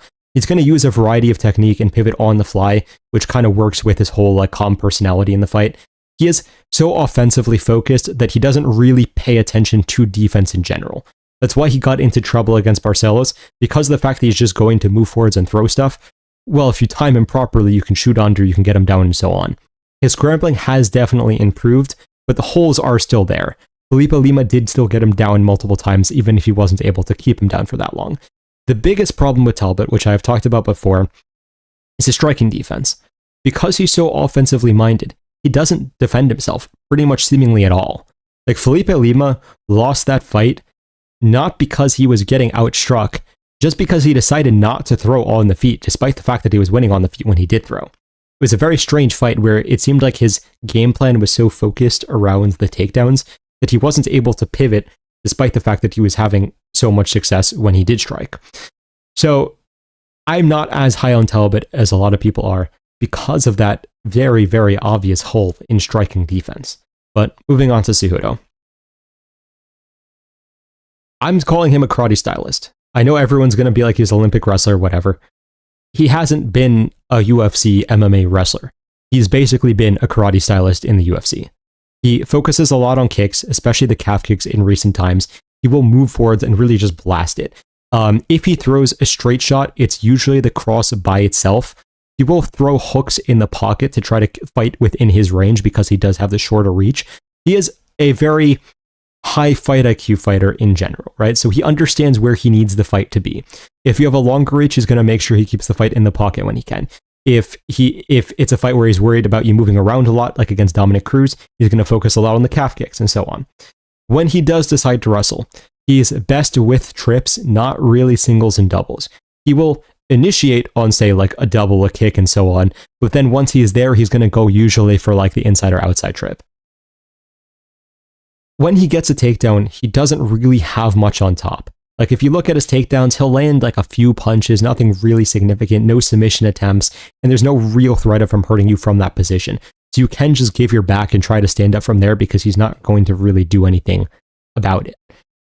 So this fight is interesting because a lot of people are like, oh, well, if Barcelos took down Talbot, then Cejudo's just going to take down and control Talbot, which, again, I don't agree with because I don't think Cejudo is that good of an MMA wrestler. In pure wrestling, yeah, sure, he's great. In MMA, he has not been able to incorporate that skill set very effectively.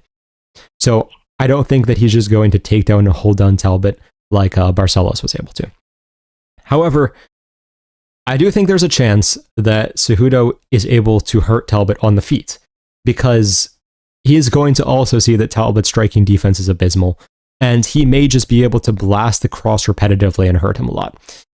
That being said, I'm going to pick Talbot, right? I can't pick such an old fighter at a low weight class, especially when that fighter really has to like rock Talbot to win here, and Talbot really hasn't shown signs of getting rocked before. Cejudo isn't a crazy power puncher, even though he does pack a punch. So I don't feel like he's going to be able to just drop and finish Talbot here, or even hurt him badly enough that he's going to be able to like win 2 rounds or something. So I think that Talbot is going to be able to pressure him enough to eventually break and finish Cejudo. So I am taking Talbot by second round TKO here, but I also wouldn't be crazy shocked if Cejudo outstruck him and he just kind of killed off Talbot as a prospect, like, permanently.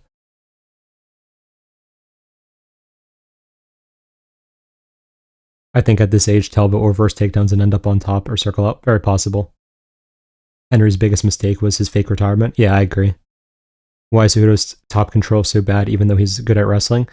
Because his wrestling is very tuned for wrestling competition. He doesn't really have like the BJJ transition to know what he's doing on the ground.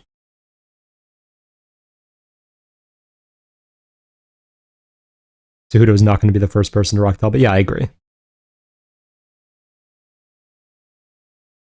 This is my first UFC event in person. I'm going to tell Talbot to watch your videos. Fair enough. That would be interesting to see. Talbot via knee TKO when Cejudo finally decides to shoot after winning a striking exchange. That would be funny.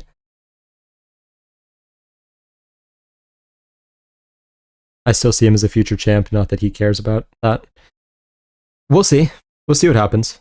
I mean, if Talbot puts on a very, very impressive performance against Cejudo where it looks like his striking defense was fixed, maybe he takes it. Talbot versus Vinicius Oliveira. I would actually probably take Talbot there because Vinicius Oliveira has like even worse striking defense than Talbot.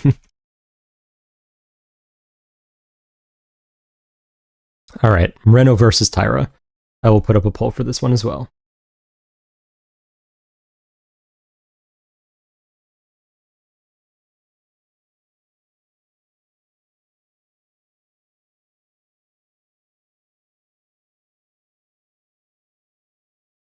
The odds are very telling that Cejudo is going to get smoked. In what world are the actual odds very telling?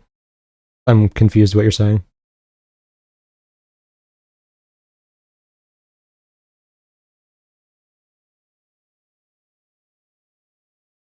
Have you seen the Talbot vape video oracle? I have not, and I do not intend to.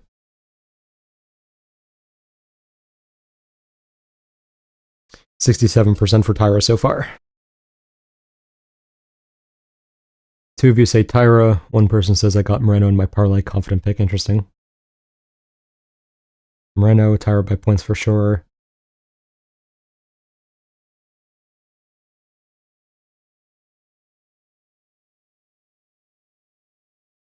All Taira has to do is get 2 takedowns early and he wins the fight. Fair. Cejudo made his last 3 fights competitive, even though he lost. You think he's declined that much in a year? It's about the styles of the opponents, though. If you're just trading strikes with him on the outside like Song was, he can make the fight a little bit more competitive.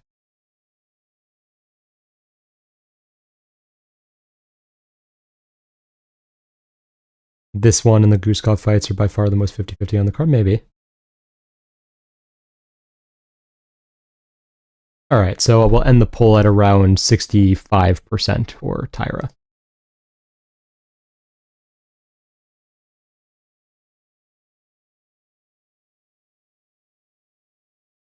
Alright, so we'll start with Moreno. Moreno is primarily a boxer, although he is of course very well rounded and he can switch to more of a wrestling BJJ game plan if he needs to. He has changed a lot. So the Moreno in the past was a very nuanced boxer who was going to use a lot of pressure and try to break and finish his opponents.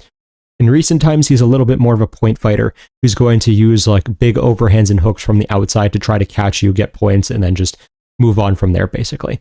He's going to blast a lot of leg kicks on the outside, and that helps basically time the overhands and such, but he doesn't really try to turn it into anything or do a lot of damage with it now. He will, of course, time the takedowns very well to change things up. He's not just going to shoot randomly, it'll be off of a kick or like when he pulls you in and so on. As we saw in the Royval fight, the biggest problem with his recent style is that you can pick at him on the outside a lot, and because he's just looking for the big shots, I mean, you just get ahead of him on the scorecards if he doesn't land those big shots.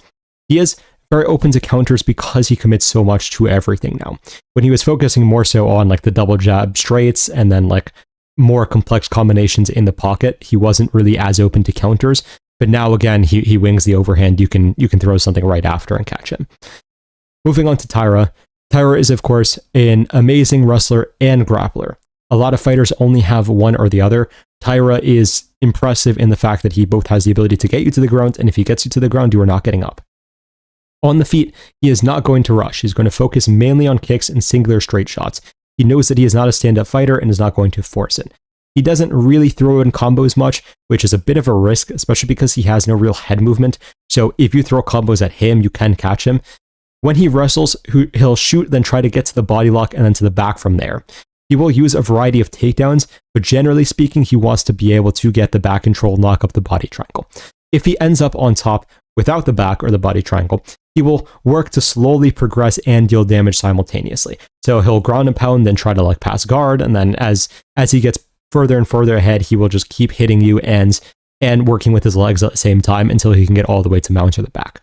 He won't rush anything, but he will do a lot more damage than most fighters who don't rush in that position will do. He will take a little bit of a risk for submissions, like he will jump on them, but it is very calculated. He doesn't really commit to it if he doesn't think he is going to get it. In 5-round fights, Taira seems like he kind of is willing to warm up into the fight and kind of just lose the first round. He did it against both Perez and Royval, where he was striking pretty much all of round 1 and then only started wrestling in round 2.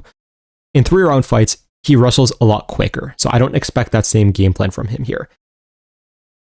I've actually already made a prediction video for this fight. So those of you who saw that, I think like a month or two ago, already know that I'm picking Taira by decision here. I think that if we're talking about prime Moreno, pre the Figueiredo fights, or even during the Figueiredo trilogy, he has a much better chance here because he had a much more nuanced game. But we have seen Moreno struggle with people just shooting and then trying to work to the body lock in the back on him. And he does give up a lot of takedowns in his fights. Like, even though he's very good at scrambling from there, there's like some crazy stat, like he's gotten taken down like in every single of like his last 10 fights where his opponent shot a takedown or something like that. So against someone like Taira, who if he gets the takedown, you're not getting back up, you're already losing around there, and Taira's probably good enough to do it at least twice. So I think that with a Moreno who's going to overextend on the overhands and probably not be able to get up if he gets taken down, Taira is probably just going to be able to shoot in onto the body lock when he times an overhand properly, get to the back, get to the body triangle, and then hold out the rest of the round. I don't think Moreno's going to get finished. I hope he does not get finished. But yeah, I mean, I know a lot of people like him as an underdog here. He's my favorite flyweight, so I do hope he performs better than I expect him to, but I actually do not expect Moreno to have much of a chance here in all honesty. Where did you upload the video about this fight? On my Instagram.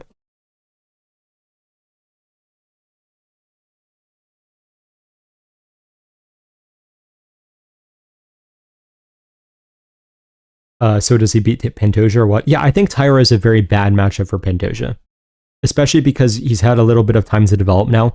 Like the Royval loss, I think, was very important for Taira because he needed to know that his striking needed a little bit more work. It actually was not that far off in general. Like again, he almost beat he almost beat Royval very early into his career. But now that he knows, like, okay, I need a little bit more work on the striking, and I already have the wrestling and the grappling, I do think he's going to be very difficult to beat.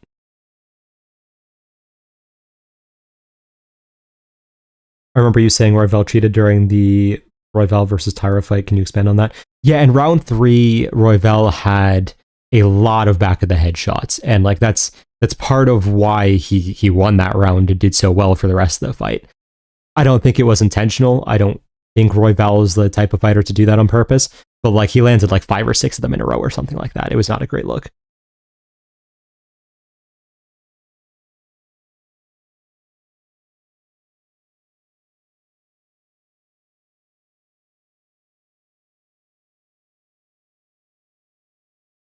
MMA brought up the point that Taira doesn't defend body kicks very well after his opponent's blitz. He thinks he might get a TK after, and thinks he might get a TK. What do you think? Thinks that Moreno might get a TK or Taira might get a TK? I'm confused with how you worded that.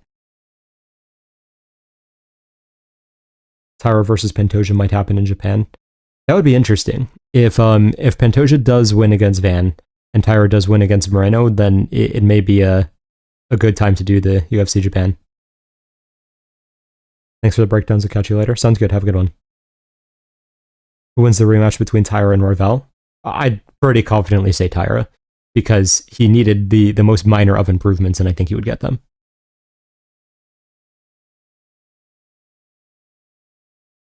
Moreno body kicked TKO like he did to Kai Kara-France. The problem is that Moreno doesn't really do that anymore. Like, again, if we're talking about old Moreno, I give him much more of a chance here, because he did things like the body kicks and such. But Moreno currently, in his last few fights, has not done things like that. So I just don't think it's going to happen. Maybe, but I think it's very unlikely. Put Horiguchi on the Japan card too. Valid. If Taira loses to Moreno, they should do him versus Kyoji in Japan. Maybe. Odds of Horiguchi becoming champ eventually higher or lower than plus 2,500 odds? I would say a little bit higher, because if someone is able to, like, Horiguchi's best chance to be champion is probably actually against Pantoja. He kind of matches up well stylistically. But against someone like say Van or Taira, they're going to give him more stylistic problems, in my opinion.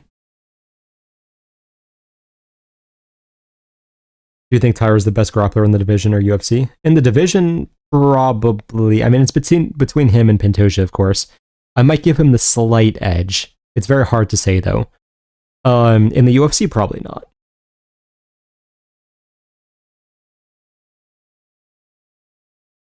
Thank you, Oracle. Very informative. No problem. All right, we'll move on. So, on to Pantoja versus Van, the first title fight here. I will put up a poll.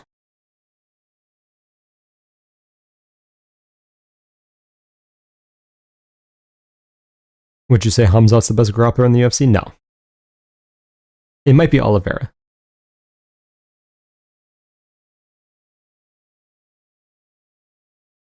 Oracle, the goat for real. Thank you. For real, geez, I said that wrong. Thank you.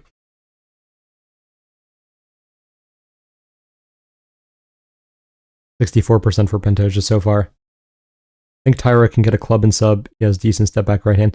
It's possible. I would not be shocked. But Moreno, I mean, he has been less durable lately, to be fair. It would not surprise me. I'll put it that way. I'm predicting decision, but a Taira finish wouldn't surprise me.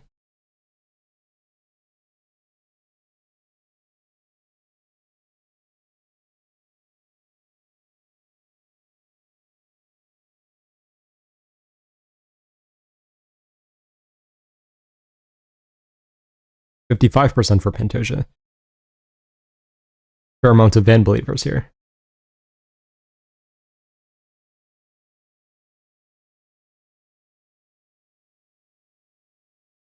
Does it worry you that Van is a blue belt in BJJ? We'll get to that.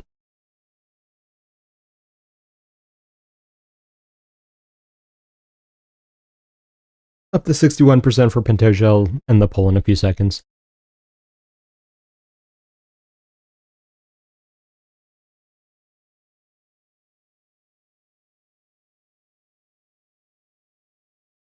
All right, 63% for Pantoja. All right, so we'll start with Pantoja. Very obviously, he is a grappler. He is looking to get to the back and then find the rear naked choke from there. On the outside, he's mainly going to throw a lot of calf kicks. Other than that, he will rush into the pocket, kind of spam hooks, but he'll also throw calf kicks mid-combination in the pocket, which I have not seen anyone else do. It's a very interesting strategy. He does have good pocket boxing, but it is very reliant on his chin. He just knows he can take the harder shots than you can, so he is very willing to spam the hooks without defense in general. He wants to push you back to the fence and then shoot as you're backing up. As he got Kai Kara-France backing up, he just was able to hook around the leg and trip from there. Against Kai Asakura and many other opponents, he blitzes to the fence, shoots right as they're on the fence.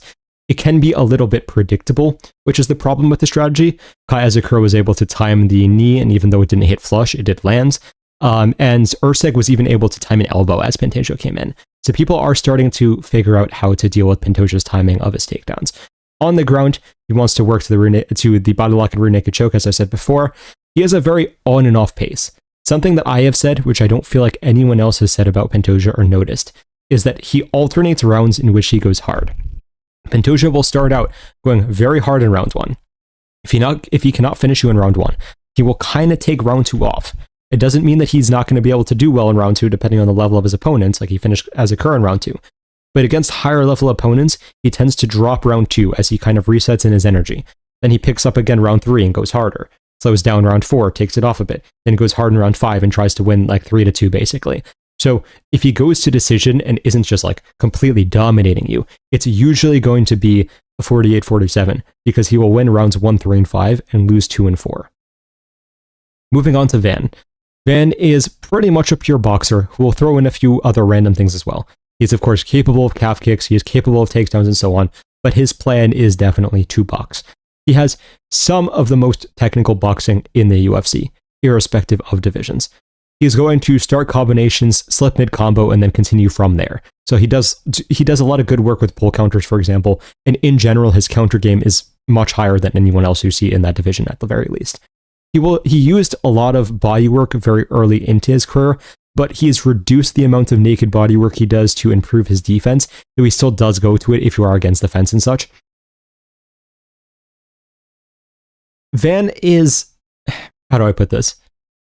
He's relatively adaptable in what techniques he adds. So for example, against Royval, he started throwing the like side kicks to the knee and such because Royval was just kind of coming forwards recklessly. Against the BJJ guy he fought, I forget his name, whatever. He shot a takedown as he was gassing so he could just get a lot of ground and pound off and such. So the techniques he adds aren't just like random techniques. They are the more calculated techniques that even if he wouldn't normally use or he doesn't specialize in, are going to be as efficient for the fight as possible. The biggest problem when evaluating Van, of course, is that despite seeing him fight Royval, he's still very untested in a lot of areas of the game. We haven't seen him in very compromising positions against high-level opponents much. So it's hard to say how he's going to react if it happens. Like if Pantoja gets his back, we have no idea if he's going to survive or not. That's just the reality. This fight has been very difficult for me to predict. I've gone back and forth many, many times, and I honestly think this fight is pretty much a 50-50. Because if Pantoja is able to just blast the calf kicks, because of Van's boxing stance, he doesn't really defend calf kicks that well. So if he's able to land enough calf kicks to the point that Van is a little bit slower on circling, a little bit slower on counters and such, then Van's going to be compromised. If Van's TM has fixed that and he's no longer susceptible to calf kicks, okay, well that takes away a big weapon for Pantoja. If Van does not circle properly, Pantoja will get him back to the fence and take him down from there. If he does circle properly, which he might because we have seen him circle before against strikes, though not takedowns, then he may be able to avoid a lot of Pantoja's takedowns because they are reliant on the blitz into the takedown. So this is one of these fights where I really, really don't want to predict because I could see either person winning. I could see Pantoja getting dominant position round 1 very easily if Van's camp has done anything wrong in terms of game planning. On the flip side, if they're circling constantly, they know round 1's going to be tough, and they're addressing the calf kick, and they're just looking to counter and then exit very quickly, and they're looking to stack up the bodywork as the fight goes along, I could see Van surviving round 1, doing a lot of good work in round 2, punishing the body of Pantoja, then getting like a TKO in round 4 via a lot of bodywork and such. Ultimately, my prediction for this fight, officially speaking, is going to be Pantoja because it's just safer since he's more tested, he's the current champion, and so on. I think this is pretty much a literal 50-50, though.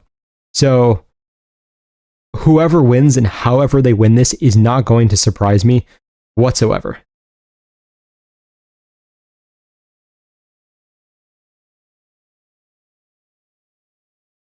I think once Pantoja meets someone who can match or overtake his pace, it'll be a scrap and better Van's chances. Maybe. What are your thoughts on Van saying he doesn't have a game plan for this fight? I don't believe it.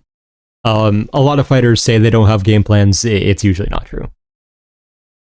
Are their game plans good? Not necessarily, but there is usually some sort of game plan. I like Van, but I think it might be too much too soon for him. I think Pantoja could get a late sub, maybe around 4. It's possible. Van by sub wouldn't shock you. I mean, it would be the most shocking outcome, but let's say he's able to like piece up Pantoja to the body for like 3 rounds, then Pantoja kind of just like falls on his face and Van locks up a rear naked choke. It's possible. I mean, yeah, that would be the most surprising outcome, but like I could see a world where it happens. Why do people dislike Pantoja? I don't think people really dislike Pantoja at this point. I was originally picking Pantoja, but in my opinion, if Van was able to keep up with the full camp Royval and drop in round 3 short notice in a full camp, he'd definitely give Pantoja huge problems. On the feet, Van is definitely going to give Pantoja problems. However, we don't know how he's going to react on the ground is the problem. So it's a very tough call. I think Van doesn't have the timing to get Pantoja in his blitzes, and these are the only way here, to be honest. I don't agree with you there, because we've seen Van do very well with his pull counters against more technical strikers than Pantoja. So I don't think he's going to have a problem timing the blitz to counter. I just don't know if he's going to be able to do enough to avoid like the charge of Pantoja afterwards. As a Kerr versus Garbrandt, I'd go Garbrandt, to be honest. Van isn't ready for this moment mentally. Why do you say that? I think mentally he's fine. I think his just skills haven't developed enough.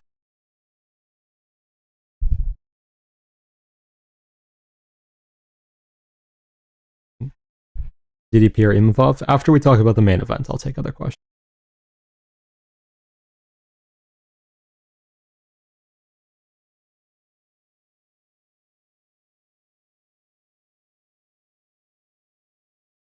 How do you see a hypothetical Van versus Taira fight going? I mean, it really depends what we see in Van versus Pantoja, right? If somehow Van negates all of Pantoja's wrestling, then the same will probably happen against Taira, and Van will probably win. If Van is not able to, and he gets taken down multiple times, well, then it's probably going to happen against Taira also. So even though it's a bit of a different style, I think this is going to be very indicative.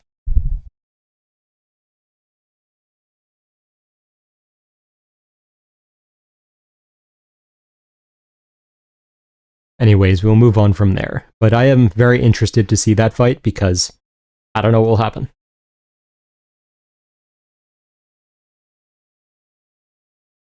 Alright, so main event, I will start a poll. Merab versus Petr Yan.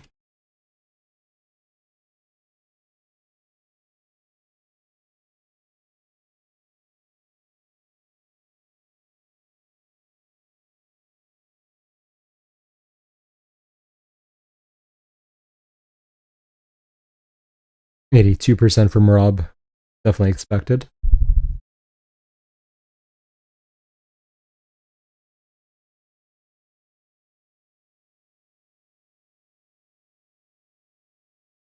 Yan is Russian, so no matter what, Merab will win because he'd rather die than lose to a Russian fair. Staying around 83% for Merab. Is Taira versus Moreno a 3-rounder? Yes, it is.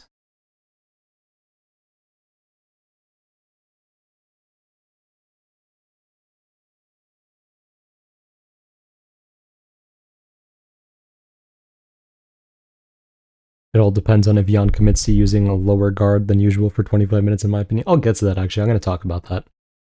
Alright, I'll leave the poll open for like 5 or so seconds. 3, 4, 5. Alright. Yeah, so 82% for Merab.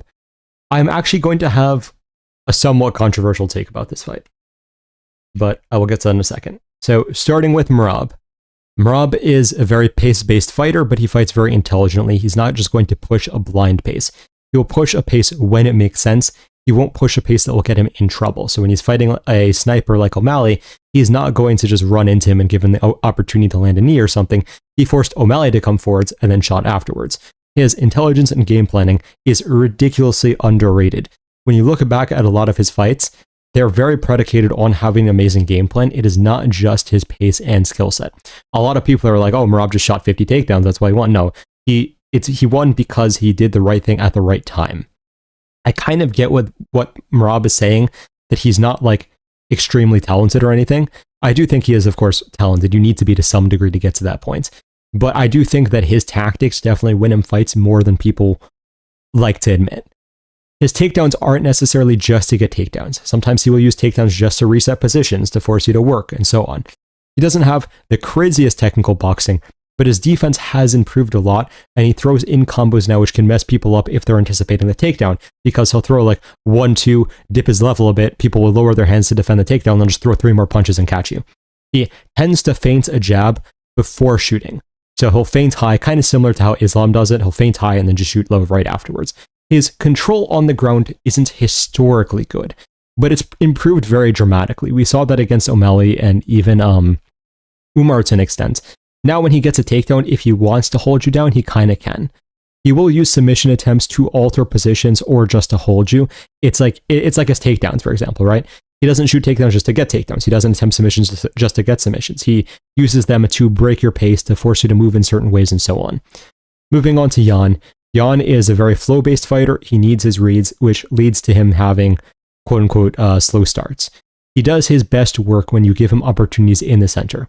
When he's moving forwards, you can, like, if you're forcing the pressure, I shouldn't say when he's moving forwards. If you force him to pressure and you back up a lot, you can kind of pick at him because he doesn't really have a way of stopping you from moving away from him. And when he's backing up, he doesn't really throw much in response. He's someone who only really throws in the center or when he's advancing. So if you're pushing him back, you can kind of just throw whatever, and he's usually not going to counter too much. He will throw strong body kicks into combos if he has space to.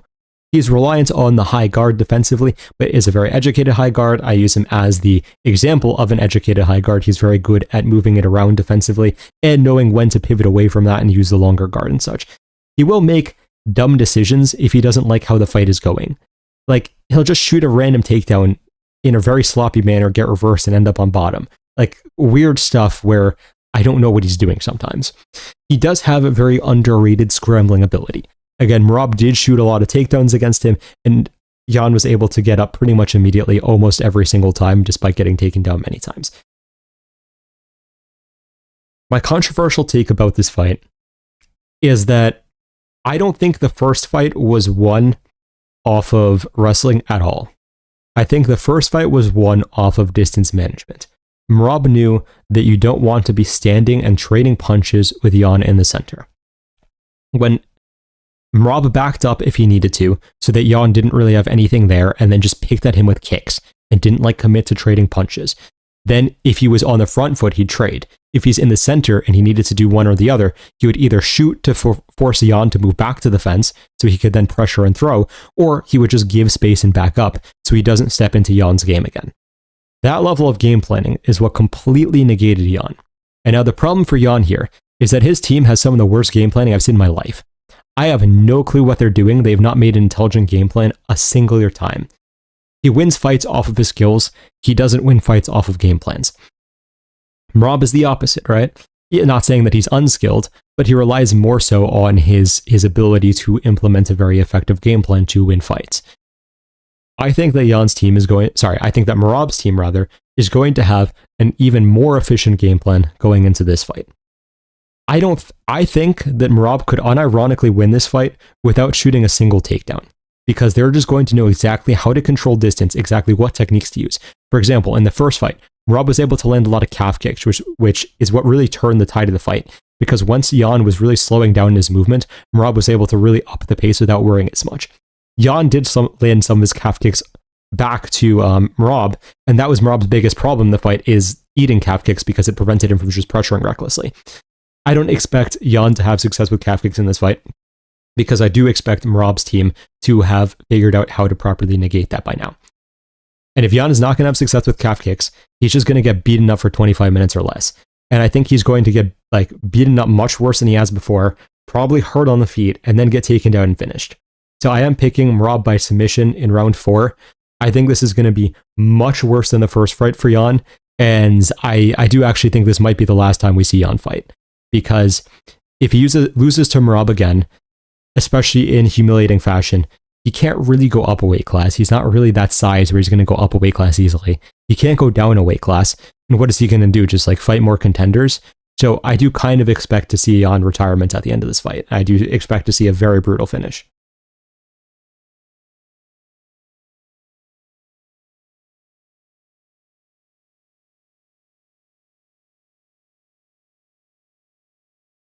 John Wood has amazing game planning. I don't know if it's John Wood, because we've seen John Wood have very bad game planning before as well. But I do think that Longo actually has very good game planning. And I think Longo is really for the game planning, and John Wood's maybe a bit more for the skills.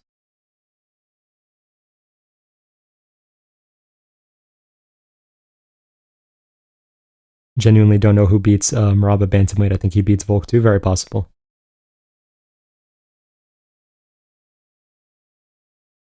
Jan should not retire. Merab might move up next year when Volk retires, so Jan has more chances. I think, I could be wrong. Who knows? We'll see what happens. I think this fight is going to be so discouraging for him that he retires, but we'll see. Do you think Jan's hand injury affected him in the first fight? So apparently Jan did not even have a hand injury. He did an interview on it, I think, somewhat recently. It's in Russian, of course, so I'm just relying on translations. But apparently he did not have a hand injury. Apparently it was something with his shoulder.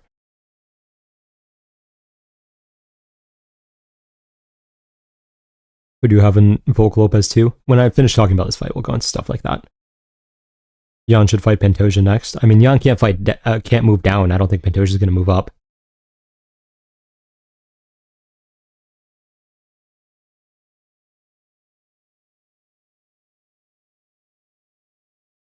John Wood is kind of ruining Merab. 2023 Merab would have destroyed Corey. I don't agree with that. I think that 2023 Merab might have lost to Corey because his defense wasn't good enough. Merab might end up as the go to the sport. He's arguably already top 5. It's possible. Merab isn't beating anyone in top 5 featherweight. I disagree with that. Merab definitely could. Shoulder is even worse for takedown defense, but the problem is takedown defense wasn't the issue. If the only problem for Jan was the takedowns, and that's the problem, right? I do think that Jan's team is going to make the judgment, oh, takedowns were the problem, let's drill a lot more takedown defense. Takedowns were not the issue.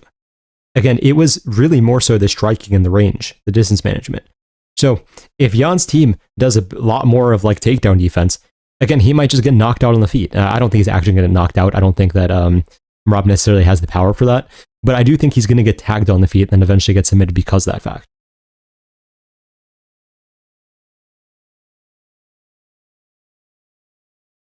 When has Jan ever been hurt like that before? Against O'Malley.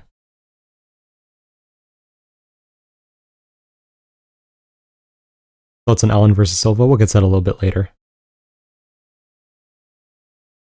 I think Merab also went into the first fight with an injury, to be fair. Yeah, Merab goes into pretty much every fight with an injury and just doesn't complain about it.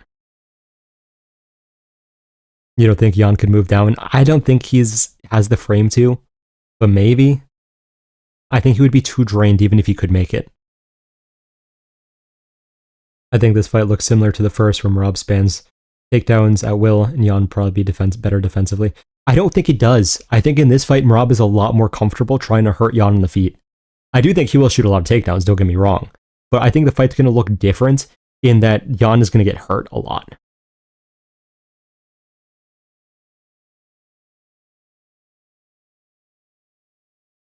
Does Jan tap out or does Jan have a lot of damage taken? I don't know. We'll see.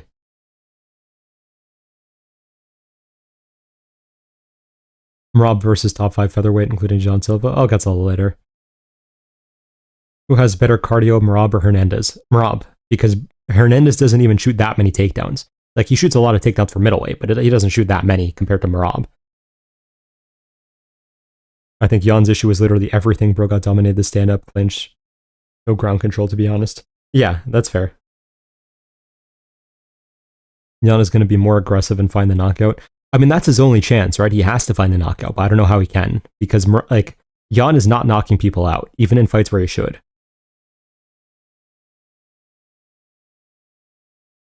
Merab comfortably has a better resume than Jones, fighter for fighter. Oh yeah, 100%.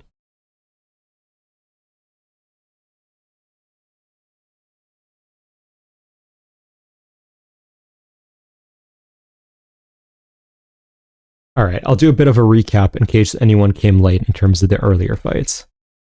Let's start from the beginning. So I have Santos decision, but don't be surprised if there's a knockout. Malik, round 1 knockout. Iwo, round 1 knockout, tentatively. Brunno, round 1 submission after dropping Barboza. Vettori, round 3 submission after Brunno guesses out. Ziam, 30-27 decision, but wouldn't be surprised with a knee TKO. Barber, round 2 TKO via ground and pound. McKinney, round 1 TKO via 1-2. Torres, round 1 knockout via something. Błachowicz, round 2 submission via arm triangle. Talbott via TKO round 2. Taira, decision, I'll say 29-28. Very, very, very tentatively Pantoja pick, but I could see us going either way. And Merab by submission round 4. I'll do one more plug. If you guys are betting on this card and not in my betting service yet, we have, like, I'm pretty sure literally the best results of any betting service for UFC. We're up over 250 units on the year just off of the base algorithm. That doesn't include our parlays, like the 1374 plus 1374 parlay we hit last week, the 2 plus 25,000 parlays we've hit in the last months, and pretty much all my other bets that I give, and all the other algorithms you get. The link is in the description if you want to sign up. Always feel free to DM me with questions on Instagram. Now I will go into other questions more so.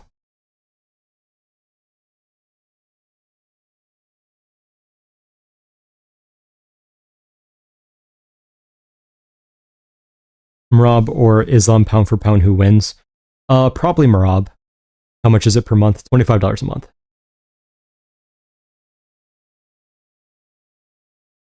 What about freestyle makes it poor for MMA other than no cage / fence?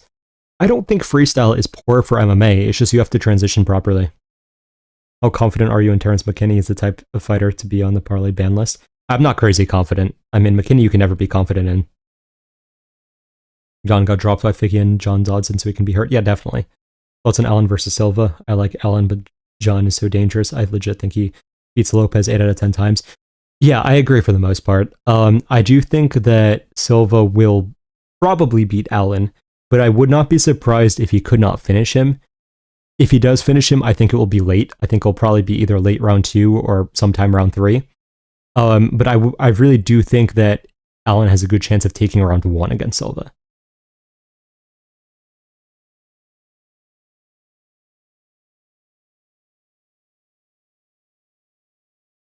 What do you think JDM could have done differently against Islam? So I've talked about that a few times, but JDM had to abandon the high guard and really go for more body shots, first of all, and actually use his head movement. He seemed, I don't know what their specific game plan was, but it did not make sense. There's, of course, when Islam was in on the single leg, JDM should have limp legged. I don't know why he tried to use the traditional get your leg back down defense. Ceiling for Vinicius, not very high. His striking defense is non-existent. Why did they have to make John and Ellen fight? I need this to be a draw. It's like watching your parents fight. Fair. Do you think Van is so young that he can still develop some serious power as he gets older? Very possible. Do you think the Silva stoppage was early? It was a little bit early, but it wasn't crazy. Early predictions for Silva versus Ellen. Yeah, as I was saying, I think Silva late round finish.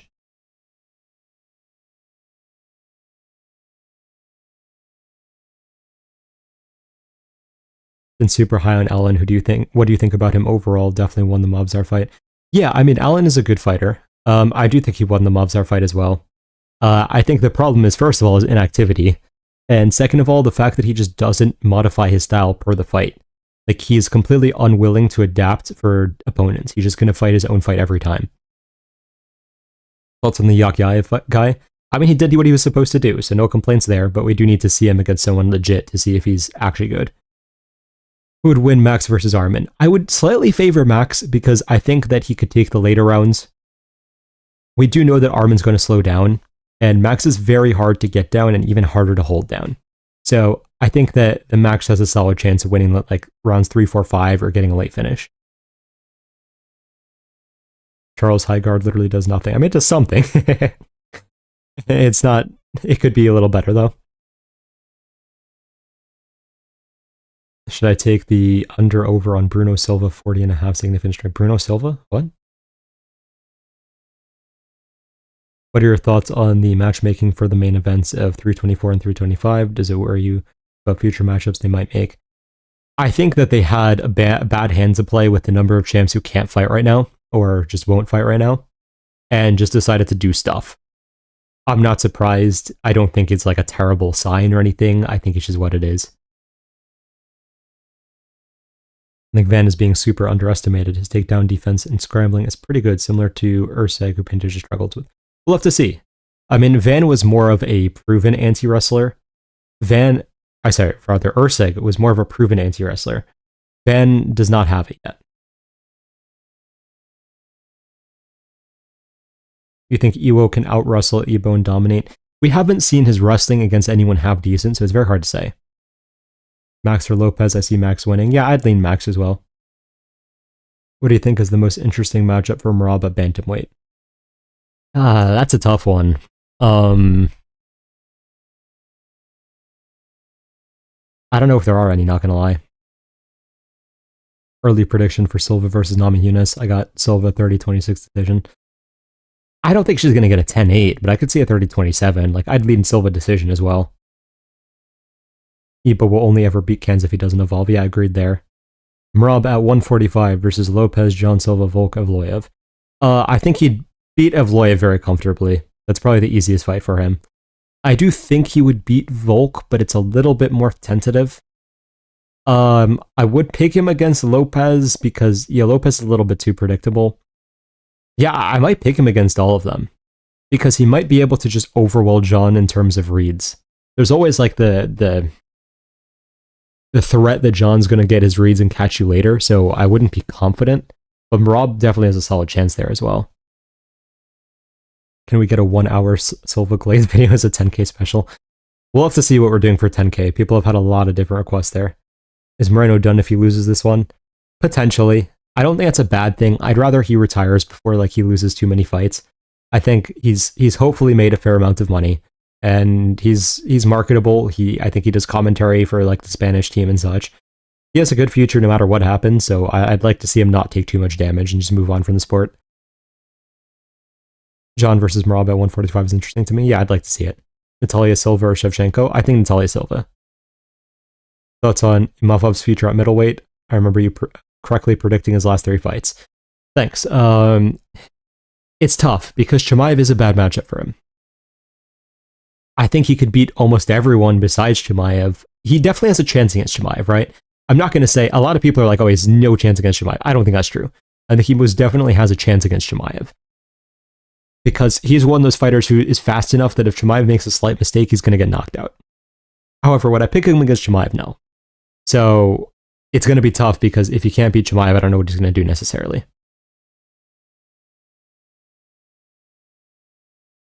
Thoughts on some of the biggest upsets in the modern era at the time, Holmes, Strickland, etc. I mean, I expected Strickland to do well, so I'm not surprised at that one. Holly, like in hindsight, was very obvious, but yeah, like at the time, no one was expecting it. I think the biggest weird upset that still makes no sense was like GSP versus Matt Serra. Anyone know how much Paramount Plus will be? I think they're increasing the price, so might want to do that before the year ends, but I'm not positive what the price is going to be. How would you match make the rest of flyweight division as it is right now? I mean, everyone kind of has fights right now, right? Rival's fighting Cop. Moreno and Taira, of course, fighting now. I don't know if any other fights are important. Let me look at the rankings.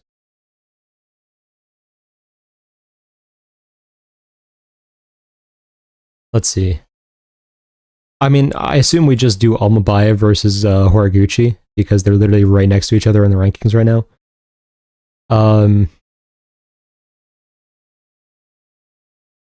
Maybe we do Charles Johnson versus like Amir Albazi or something like that. Johnson's booked, right? I feel like I saw Johnson was booked, but I could be crazy. Maybe Brunno Silva, Loner Kavanaugh is a good idea.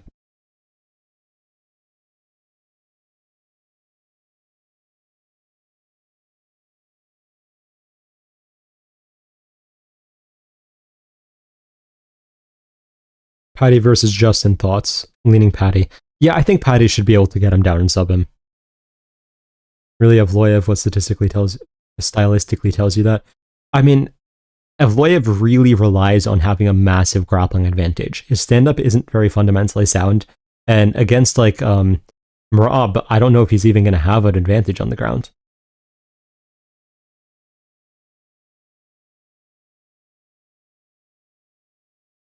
Pantoja versus Merab if they ever fought. I'd lean Merab, but not confidently. Let's do a breakdown right now of which. Merab versus Max. I might lean Max because I think he has the cardio to keep up with Merab, and he has good enough scrambling to not be like destroyed by the takedowns. Will Jan land one takedown this fight? It's very possible, hard to say. Pull up a fight and analyze it. Probably a little bit too late for that tonight, but we'll definitely do it for a different stream.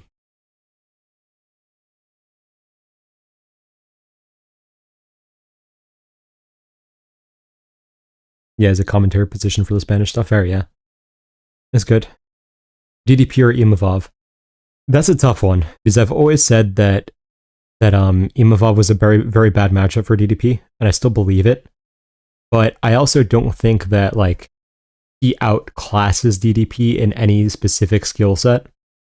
No, it's tough, because now I do think DDP's game planning is really good, but I also think that Nicholas Ott's game planning is very good. They're, like, some of the two teams that I actually still rate. So it's a very, very tough one to call. I might have to think about it more. Who is your most hated fighter personality-wise? Probably MVP. Curious to hear your thoughts about Holloway Oliveira. I mean, it's going to come down to if Oliveira can get the takedown or not. On the feet, Holloway's going to win for sure. On the ground, Oliveira could submit him. I mean, we haven't seen Holloway have to fight someone that good, like off your back and such. Imavov might be one of my favorite fighters if he wasn't such a blatant cheater. Also, he's accumulated one of the most impressive pre-title resumes ever. Dolidze, Ken, near Allen, Adesanya, Kyle. Agreed, yeah. Moreno over under 50.5 significant strikes under. Charles versus Perez is booked. Oh yeah, Perez just like instantly booked a fight after getting subbed. I don't know. Like I know he's trying to make up for the inactivity from his injuries, but it's crazy. Horiguchi annihilates Almabayev. Yeah, agreed. We ever getting a face reveal? Maybe one day.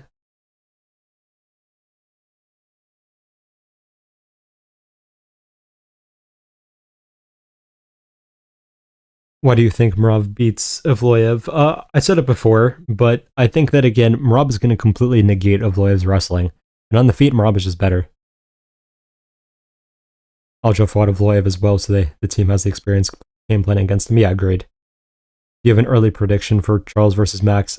Not really. I've gone back and forth many times.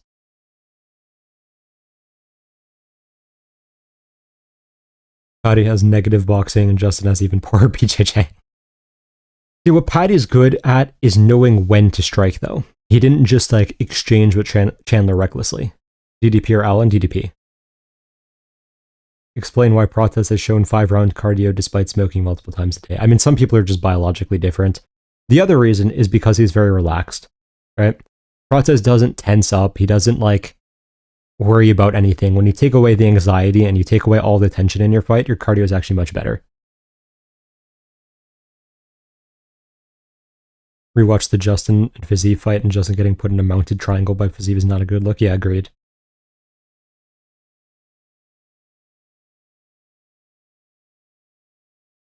I bet Oracle doesn't show himself because Mogson doesn't want us to be insecure.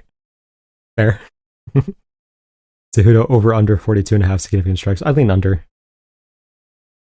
Prime versus Prime, Volker Merab. That's a really, really tough one, actually. I might lean Merab, just very narrowly.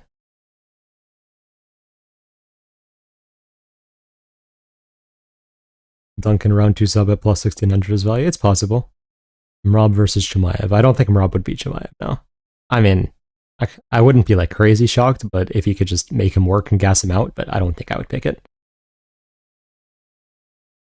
Even though it'll never happen, Prime Aljo versus Merab. It's actually a tough one. They're very much closer than people would make them seem, because Aljo's specialty messes with Merab.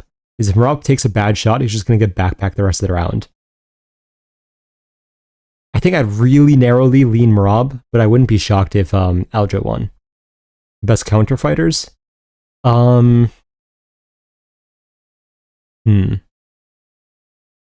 I have to think about that a little more. I always forget. Muay Thai guys are super relaxed between exchanges. Yeah, like the actual pure Muay Thai guys definitely are. Thoughts on Islam versus Gary, by the way. I have no idea who wins. Lean Islam. Think Gary takes too long to find his flow. Yeah, I'd lean Islam also by like a smudge decision, but I wouldn't be shocked if Gary won. How many years do you think Merab has left? Maybe 2 to 3. Muay Thai guys have no cardio. Yeah, there's a weird like dichotomy between Muay Thai guys. You have guys who train the Muay Thai style, but aren't like really Muay Thai background, and they tend to gas very quickly. And then you have the guys who are like super ingrained in the culture, and they somehow like drink till they're blacked out and then smoke all day and then go and smoke people for 5 rounds. It's really weird.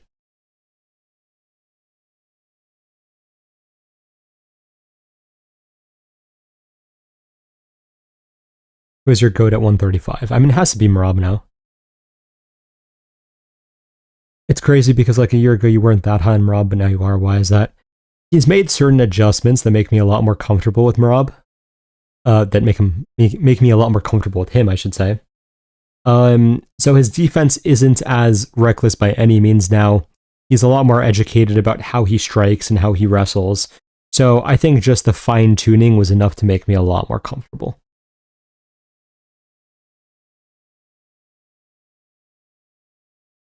Shavkat is very mid-grappling with decent submission ability. I mean, Shavkat did really well against Wonderboy, though, in the grappling. And I know that like Wonderboy's gotten taken down a lot, but he hasn't gotten subbed by the others for a reason. Most overrated prospect, in your opinion?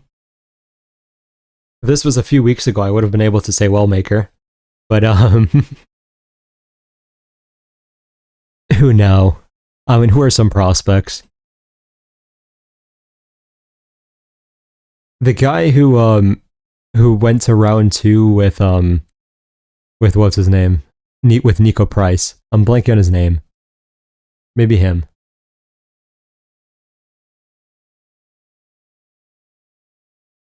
Where would you rank Prime McGregor in current lightweight division? I mean, he's still pretty high up.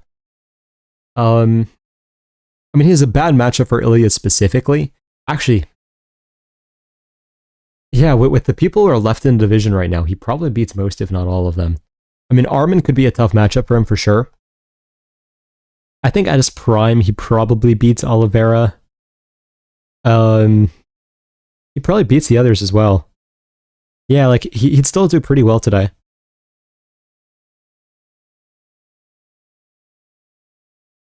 Jacoby Smith, yeah.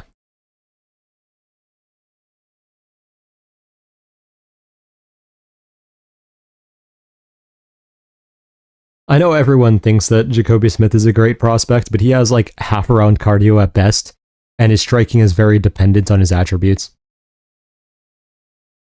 Susurkayev? Yeah, I agree, but I don't think anyone's so high on Susurkayev that like it's a good answer here.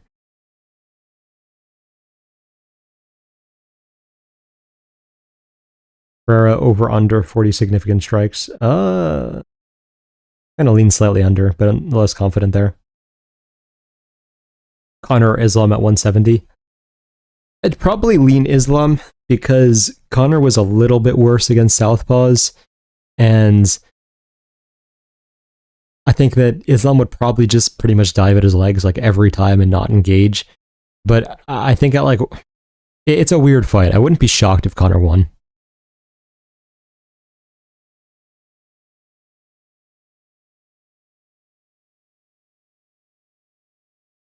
Future featherweight champion. I mean, who's even in the rankings right now? Let's see.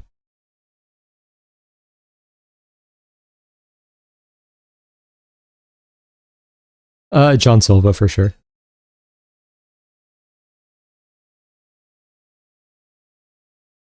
Combine Cheeto's physical attributes with Jan's skill, and that fighter kills Merab. Maybe. I honestly think Jan I still think Merab wins a decision. And Gary or Shavkat in a rematch. Gary. Do you think Ferrer hurts Vettori and gasses while searching for a finish? Hours late to the stream. No worries. I think maybe he does, but I don't even think he's going to hurt Vettori that badly. I think it's just, he might land a few times, but I don't think it's going to be crazy.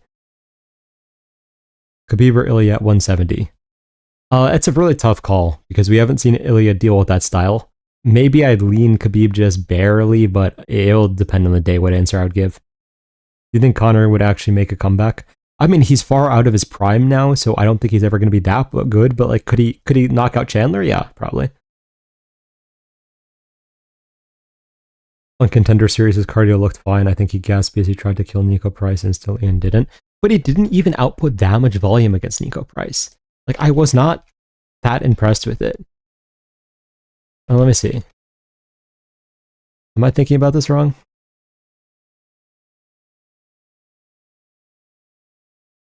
Yeah, we're talking about 46 strikes landed against Nico Price. Like, if he put up 100 or 200 and then was gassing because, yeah, he tried to kill him and Nico Price somehow had an iron chin, like, okay, fair enough. But we're talking about 46 strikes across, like, 2 rounds? Really? And you're like, death gassing?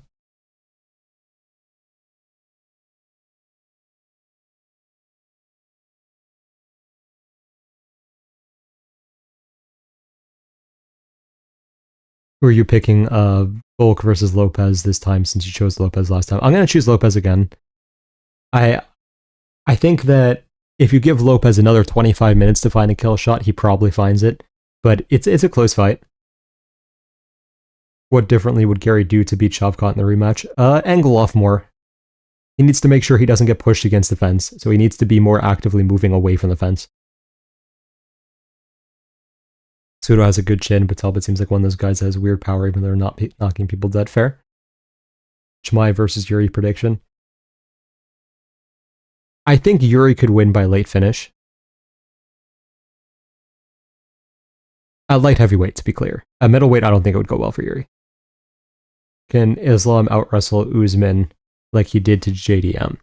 I don't think he's going to out-wrestle Usman like that, but I think he can outstrike Usman. Conor or Ilya at 145 in their primes? I'd say Conor.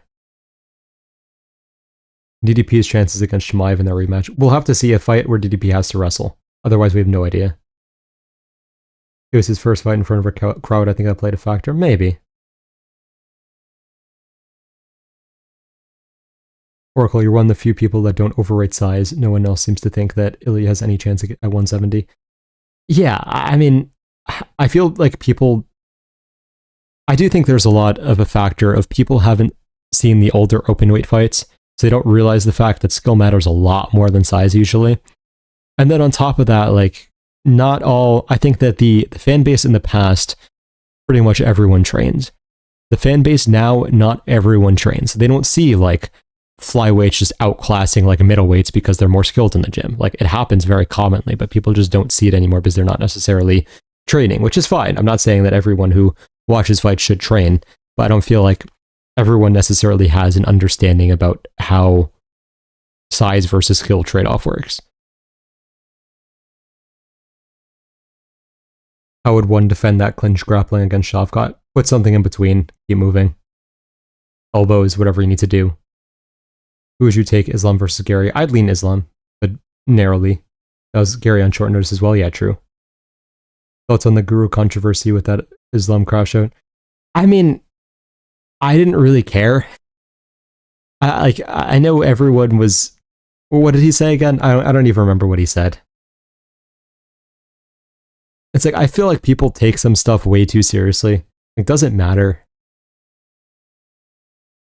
Like, not saying anyone has to like MMA Guru by any means. I think he's always going to be a controversial figure and not someone who I watch because I just don't really care. But what does it matter? Yuri is probably the most built different fighter ever. Yeah, agreed. Who do you think has the best chance at this moment to become the first 3-division champion, Hamzat, Ilya, or Alex? I think that probably... I would say Alex has the easiest path. Do you think Islam could catch Gary with the hook and put him down? Not really, no. I think he'll just win by decision.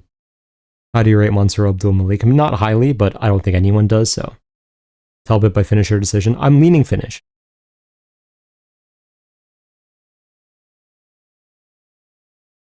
Islam versus Chimaev. I'd lean Chimaev. Worst stylistic matchup for Islam at 170. I don't think I would pick anyone against him, but like maybe Morales, hypothetically, I guess. I think he just called Islam inbred and stuff along those lines. I mean, whatever. Like, I don't know why people are so reactive to certain things and not others. It's like, does it really matter?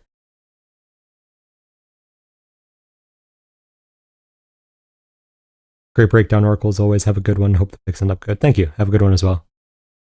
Alex versus Gon. I take Alex. How do you feel about the Tom eye poke drama? Oh, you didn't see me like throw a fit about that. I was really annoyed that people were criticizing Tom for not wanting to continue after he was fouled. Like, first of all, I thought Tom was going to win that fight based on how it was playing out. But even if you don't, who cares, right? Because a fighter got fouled pretty badly, I might add. You can't expect them to continue. Like, what is the logic in that for them? And what would that say about how the rules of the sport will be applied going forwards?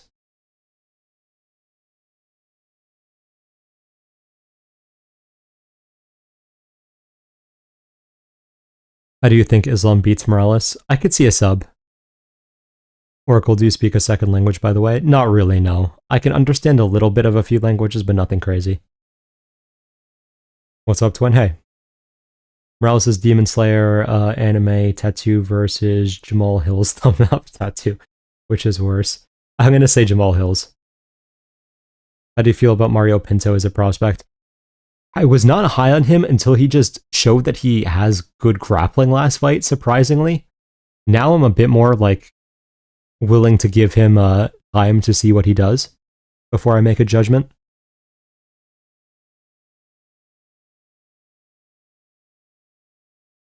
Oh yeah, never mind, I forgot you reacted on Scrap Fair.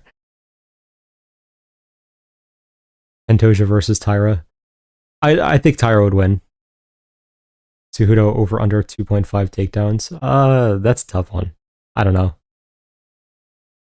Aldo or Merab at 145, prime Aldo. I think it would be pretty much the same, to be honest. Waldo versus Derek Lewis, thoughts? Thinking Waldo. Waldo should kill him in like a minute.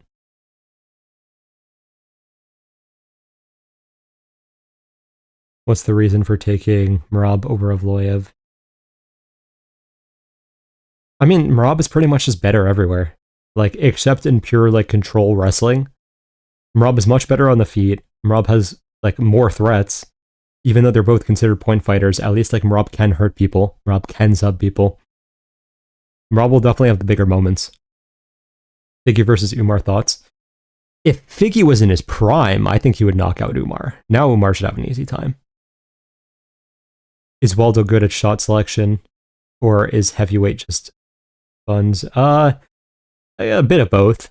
Waldo's solid. Heavyweight also just sucks. Figgy drops Umar, then gets 30-27. Very possible. Guskov over under 29.5 significant strikes. I'd lean under. How do you feel about Munster to win and round 3 not to start? Pretty likely in my opinion. Thoughts on Talbot's vape video? I have not seen it. I don't intend to. What's Ethan Ewing's ceiling? We need to see him against someone better, in my opinion, to really see. I haven't looked at his regional fights, so I couldn't really tell you too much. Why did Figgy's striking deteriorate so much? He just got old. He took too much damage against Moreno and got, like, he's very tentative to take damage now because of what happened. So it's just aging and having, like, a 3-part war with Moreno, or 4-part, whatever it was, war with Moreno. Walter Walker or Waldo? Tough one. I'd probably mildly lean Waldo. Ilya versus Arman matchup and Islam versus Ilya at 155. Ilya should knock out both of them. Figgy regression gets me sad since he doesn't want to throw anymore, just grapples heavy. Yeah, it's unfortunate. Am I crazy to think Brunno's the first to crack Marvin's shit? It's possible. I don't think it will happen, but it's very possible. Thoughts on where boxing has deficits when moving to MMA? I mean, everything that you don't have in boxing. Like, they don't really know how to deal with kicks or takedowns, of course. What was your Islam versus Arman pick again? I took Islam by TKO. In hindsight, I think it would have been Islam decision.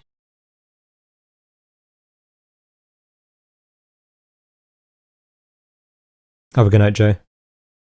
Talbot over under 58.5 significant strikes. I'm going to lean over. Islam or DDP? Mildly lean DDP, but not confidently. Waldo versus Gon and Tom. I'd lean Gon and Tom both, but not confident. How much do you think Armin's striking has improved? It has improved, but he's still very open to the left hook.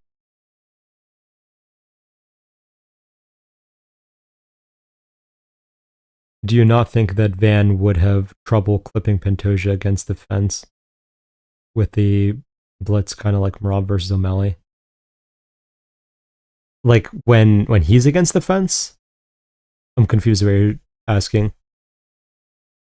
I really think Jalen Turner's going to flash KO Edson early. It's very possible.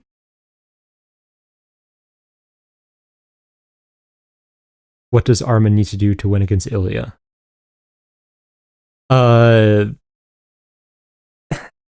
Just not be on the feet at all. Just like try to Merab him, basically. What do you think about the Ronda return? Ronda return to MMA would have been mildly interesting. I don't think she's as bad as people made her out to be. The boxing makes absolutely no sense. She's going to get destroyed in boxing. Armin's head movement is so stiff. Yeah, agreed. Shavkov versus Morales prediction. Not sure if you already answered this. I did not answer that one, but I would say Morales. And Choja blitzes Van against the fence. Van has trouble countering his tempo, similar to how in O'Malley versus Merab 1, Sean, although being extremely precise, couldn't land even close to Merab. Well, that's why I'm saying that Van has to circle off. He can't back up to the fence.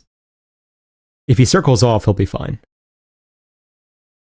Well, I shouldn't say fine, but he'll have a better chance. What do you think about the striking of Strickland? I rate him quite high, but people don't think that. I mean, his defense is spectacular. His offense definitely could use some work. I mean, he should be putting a lot of these guys away who he isn't, but his defense is the best at middleweight. Agreed, she just wants a bag, I guess. Yeah, valid. Prediction on Royval versus Cobb. Got Royval beating up his cheater. I really hope Royval wins, but I don't think he's going to. I'm probably going to take Cobb decision, but I do hope that Royval pulls it off. Neil is a top 5 welterweight pocket boxer. Yeah, fair. How do you cage cut? I mean, it's just being educated about what direction you're moving and when, based on how your opponent is moving.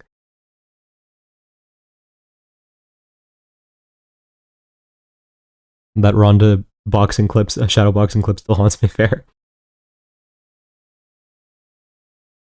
I like Alden Correa as a prospect. He's looking good against Costa.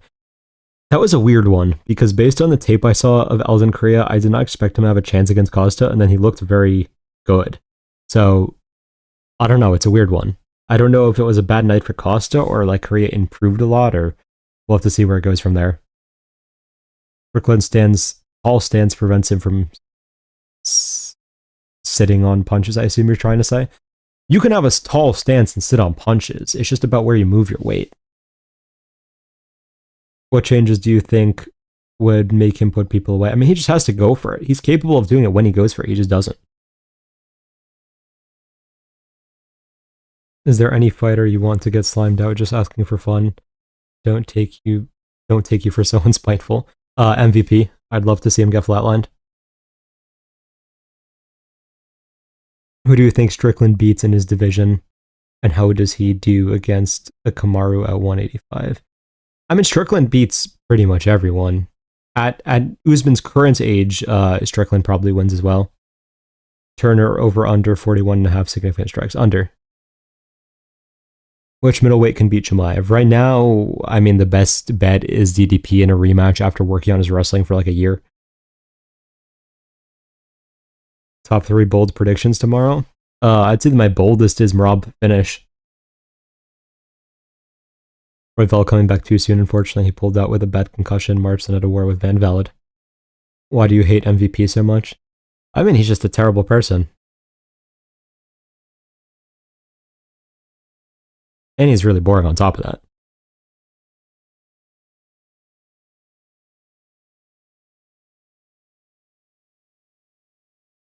What about Strickland beating Hamzat? It's possible if he's able to wear him down and continue to scramble. I just wouldn't predict it. How would Prime Barboza do against Topuria? He would get clipped as he backed up, because Barboza always gets clipped when he backs up. Topuria would just back him up and land something big, flatline him. Would your prediction be for Islam versus Shavkat and Islam versus Ian Gary? I'd take Islam versus Shavkat. I'd take Islam versus both, but tentatively versus both.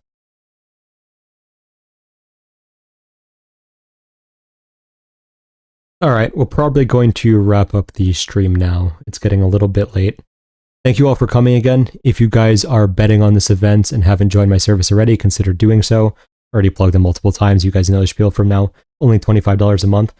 If you haven't liked the stream already, please do. It definitely helps me get more views on here. Thank you all for coming again. I hope you guys have a good night. Enjoy the events, and good luck on your bets if you're betting. See you guys soon.